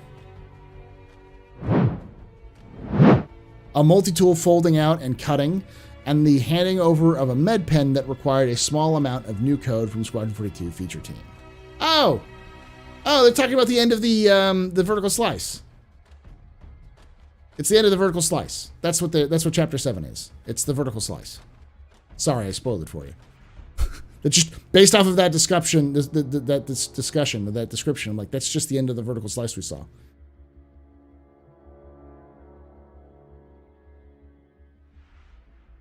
Usually when creating scenes with characters grabbing, unholstering, giving, or using items, we aim to solve it with proper systematic implementation. So the actor action track on the sequencer tells the character to actually unholster the weapon, the item, grab it, and then hand it over to the other character. In this scene, we had the added difficulty of a stocked weapon being held while giving the med pen. In this instance, the user action confused the giver and the given hand, so we often ended up handing over a rifle instead of a med pen. A small code fix to specifically left and right hands for both giver and receiver fixed this. Nice.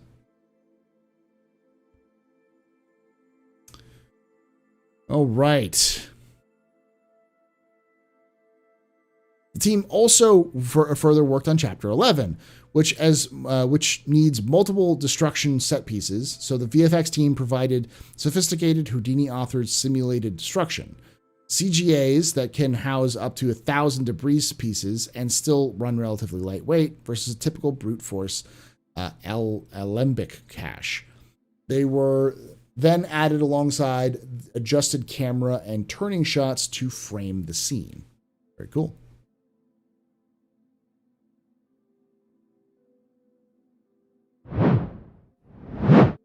Now, we're getting to the engine section. I always have to clarify, I am not an engineer. My coding skills are very lacking. I do not know C++, and I do not know anything about the CryEngine. I have vague ideas of how the CryEngine works. Not entirely understanding, though. So, with that all being said, I have no fucking idea what they say in the engine section of these. I never do. If you do, and you're an engineer, don't be lazy and help down below in the comments describe what the fuck they're talking about with the engine section. Even if it's just like gobbledygook, even if it's just saying we went to the store and bought some hot dogs, like that'd be good to know that they're just fucking with us. But other than this stuff, I have no idea. So keep that in mind. I will read it still so that you all have the full reading experience. In August, the physics team continued to work code optimization. For instance, the binding of sim topology skinning data across skin instances is now shared. It's a lot of skin, which reduces loading time and memory consumption significantly. Also, reposition queue processing was sped up significantly. Each time a dynamic physical entity moves, a search of the physical environment needed to be performed to find and inform surrounding entities that something has moved. A change was made to separate out the moving and subsequent awakening into distinct phases so work can be efficiently processed in parallel. Brushes no longer awaken the environment when they spawn in, are repositioned, or are deleted. This has reduced the stall significantly, and there are no longer storms of brushes being spawned or destroyed. In the rigid time set code, dead or disabled colliders of active rigids are filtered out before they being added to the lists of intercolliding groups of entities. Mass tracking was restricted to grids that are on vehicles, spaceships, and wheeled vehicles. Moreover, support was added to allow primitive word intersection to detect overlaps/intersection with the entity's local space OBB. Lastly, the calculations of planar skinning info was optimized by utilizing the AABB tree to reduce the search space when finding the best tetrahedron for skinned vertex. On the renderer, the transition to Gen 12 continued with numerous render node types ported over to the new APIs. The RTT Gen 12 pipeline was enabled by default, and the MIP map and generation, gas cloud processing, and forward and tilted forward rendering were transitioned. Support for transit graphics renderer passes was added, which various renderer subsystems already take advantage of to simplify code.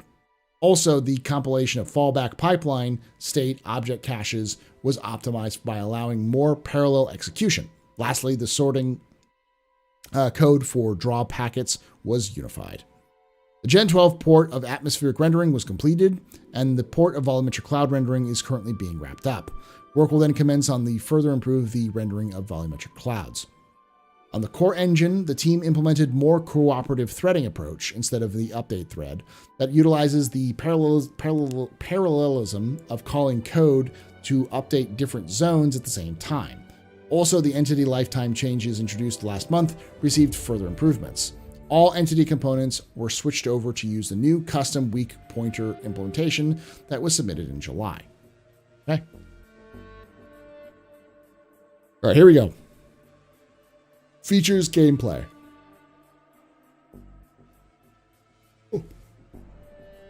August saw the gameplay features working on a new framework for the Mobiglass, which will make use of building blocks and the new UI cards the tech team have been developing. This will then host all the new apps being built for Squadron 42. New functionality was added to determine when players are in social areas and change a field to view to differentiate them from combat situations.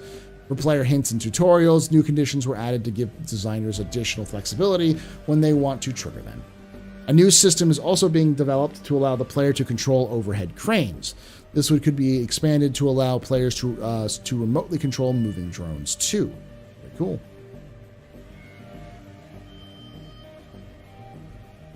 All right, so I have Engine Seer in chat who's translating the machine code. He's praising the Al-Messiah, who says, currently we are locked to a single rendering thread. This is essential to spreading the workload to multiple threads, i.e. hopefully performance upgrades in double digits.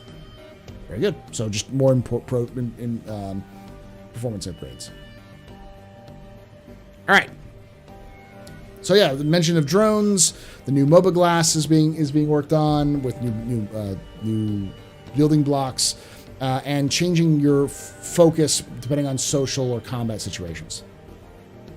Gameplay Story spent part of last month organizing completed and upcoming work, which involved creating confluence pages for scene notes and changes logs, as well as updating shot grid and mannequin. They also worked on 2 new scenes, the first being a piece that connects to a cinematic scene and features Marines cheering. The second involves a medic helping a wounded miner.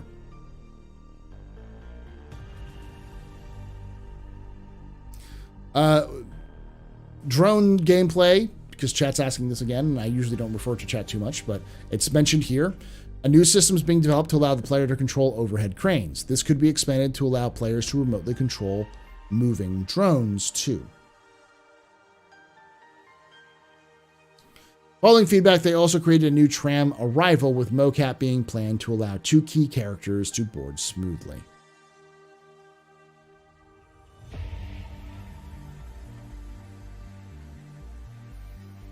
Working on the fire hazard feature continued with the focus on implementing requests from design to improve the existing experience. Several bugs highlighted by auto tests were fixed, while improvements were made to the particle tools, auto tests, and how wind volumes affect particles.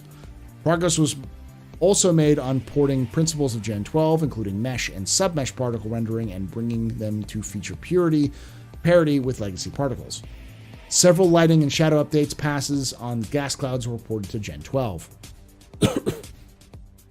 Optimizations were made to clip volume submission and interscattering injection stages for volumetric fog. Now the artists are able to tag mesh objects as interiors or exteriors to better handle lighting around turrets and doors.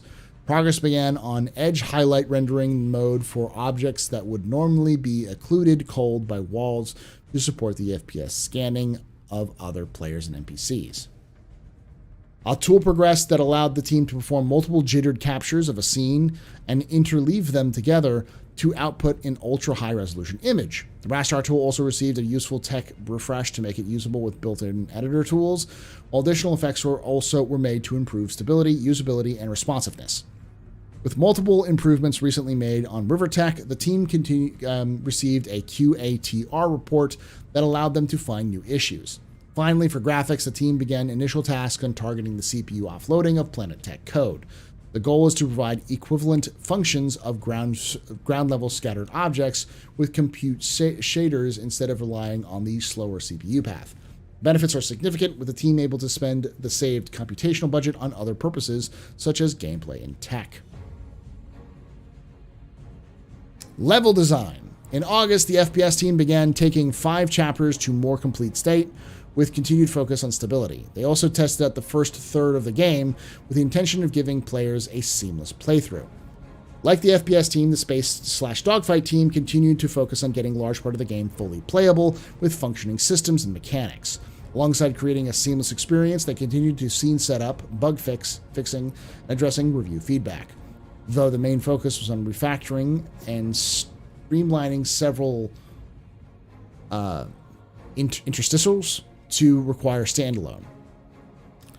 This will make all tasks easier, from working on chapters to devising checkpoints. All right.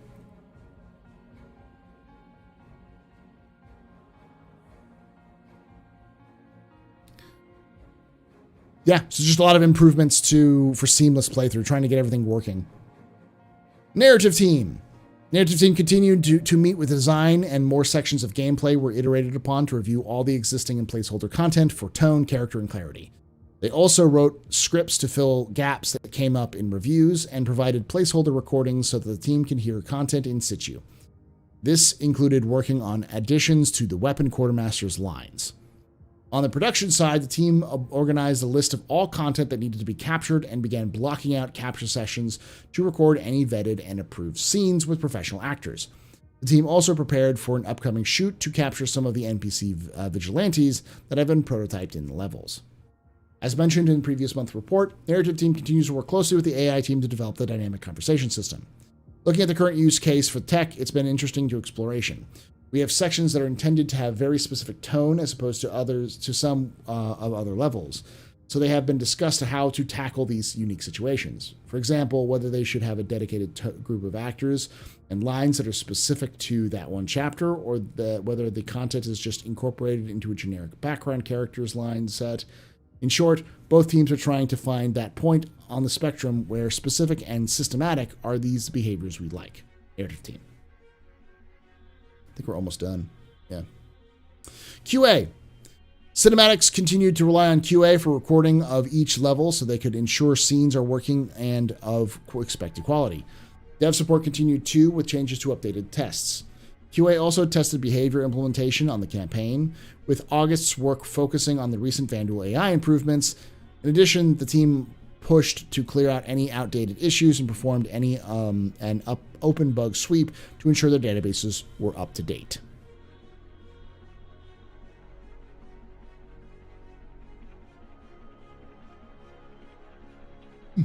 Tech animation. Alongside long-term planning, the tech animation approaches the release of the revamped loadout pipeline in Maya. This will dramatically speed up the loading of complex Maya assets and accurately reflect their current state in game. It's a win on every level, and we're excited to share it. Tech animation. Further to this, the team began consolidating all new heads that would appear in game. This involves processing a lot of old and new data, along with alignment to deliver the requirements for both parts of the game. So far, 60 heads are needed to be scanned, created, rigged, and integrated into the DNA gene pool to achieve this vision.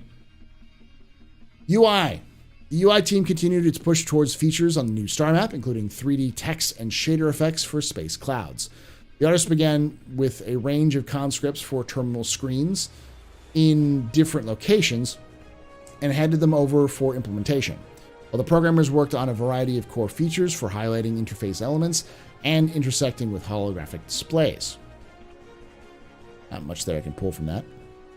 And then VFX. The VFX team resumed work on cinematic sequence that informs a major part of the story in the early stages of the game. Due to the complexity of the sequence, the team experienced with several creation methods in Houdini to help deliver the effects in high standard.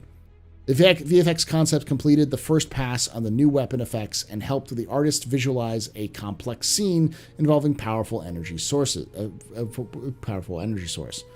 The artist continued working closely with the art and design teams too. See you next month. All right.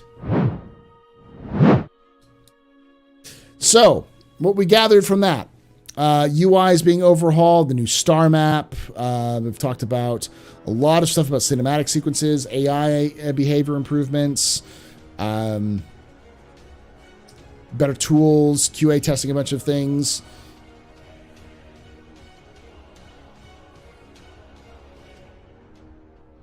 A lot of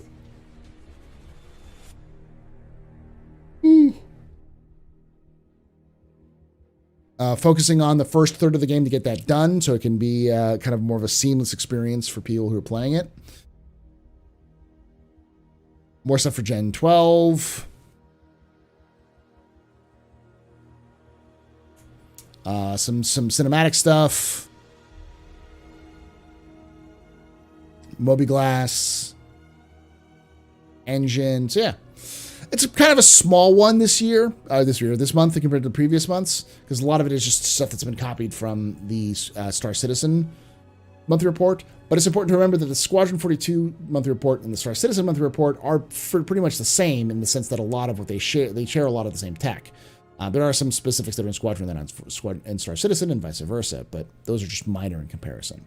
So that was the August 2022 Squadron 42 monthly report. If you enjoyed this, make sure you hit that follow button and subscribe to us to get more of these updates. As always, I don't know if y'all enjoy this or not. I'm just a crazy man in a room talking to a camera.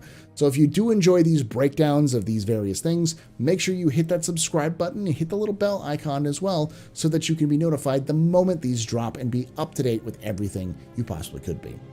Thank you for watching, and like I say every time, hope to see you someday in the black.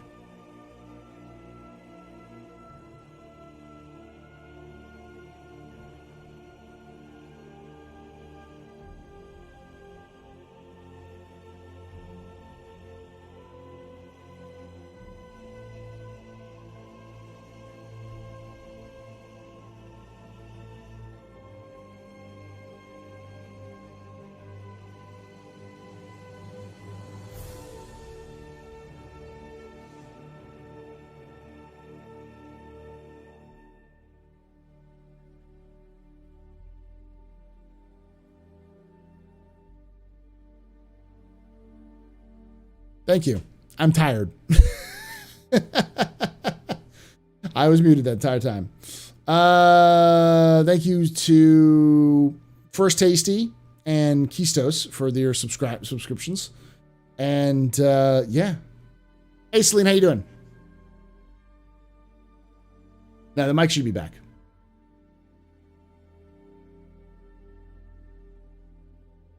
I am tired. I am exhausted. This week has been terrible for school. Absolutely horrendous for school. So I have been getting home late from work. So as a result, I've been spending that time late at night writing and recording episodes for Galactic Historian, because I did get one out for Wednesday, or for Astro Historian. And then I finished writing the second episode of the complete guide to Star Citizen verse, the complete history of the lore, that timeline video I'm doing from the very beginning to the very end of the storyline. It was 21 pages over 7,000 words, which means it's going to be about 42 minutes of me recording. Long fucking recording. I'm going to go to bed. Thank you all for hanging out with us. Make sure that you are coming back to us tomorrow when we do our bar stream. We're going to be streaming, I will be bartending live and kind of light RP. You can come join us. You can come find me live in the game. And come in, do some light RP, grab some drinks. If you're doing other things like, hauling or something, I'm there. I'm going there. You can come pop on by, grab some drinks, and head out if you need to. And Saturday I'm going to try to do some Siege of Orison on Saturday, if we can, before I do Captain's Table. And then after, then Captain's Table is going to be the Space Coder and Dragon Diablos. So we're going to talk about customization, paints, loadouts, clothing, armor, ships, you name it. We're going to talk about how customization works now, what CIG does well, what they don't do well, and how they can improve in the future. And then Sunday, we're going to be doing a big Ninetales lockdown, possibly. or I might take that day off. We'll see. I may need a break because I'm just so exhausted and we're coming up on the even more busier time of the year. So thank you all again for joining us and watching us. And like I say every time, hope to see you someday in the black. And remember, ex Historia ad Astra.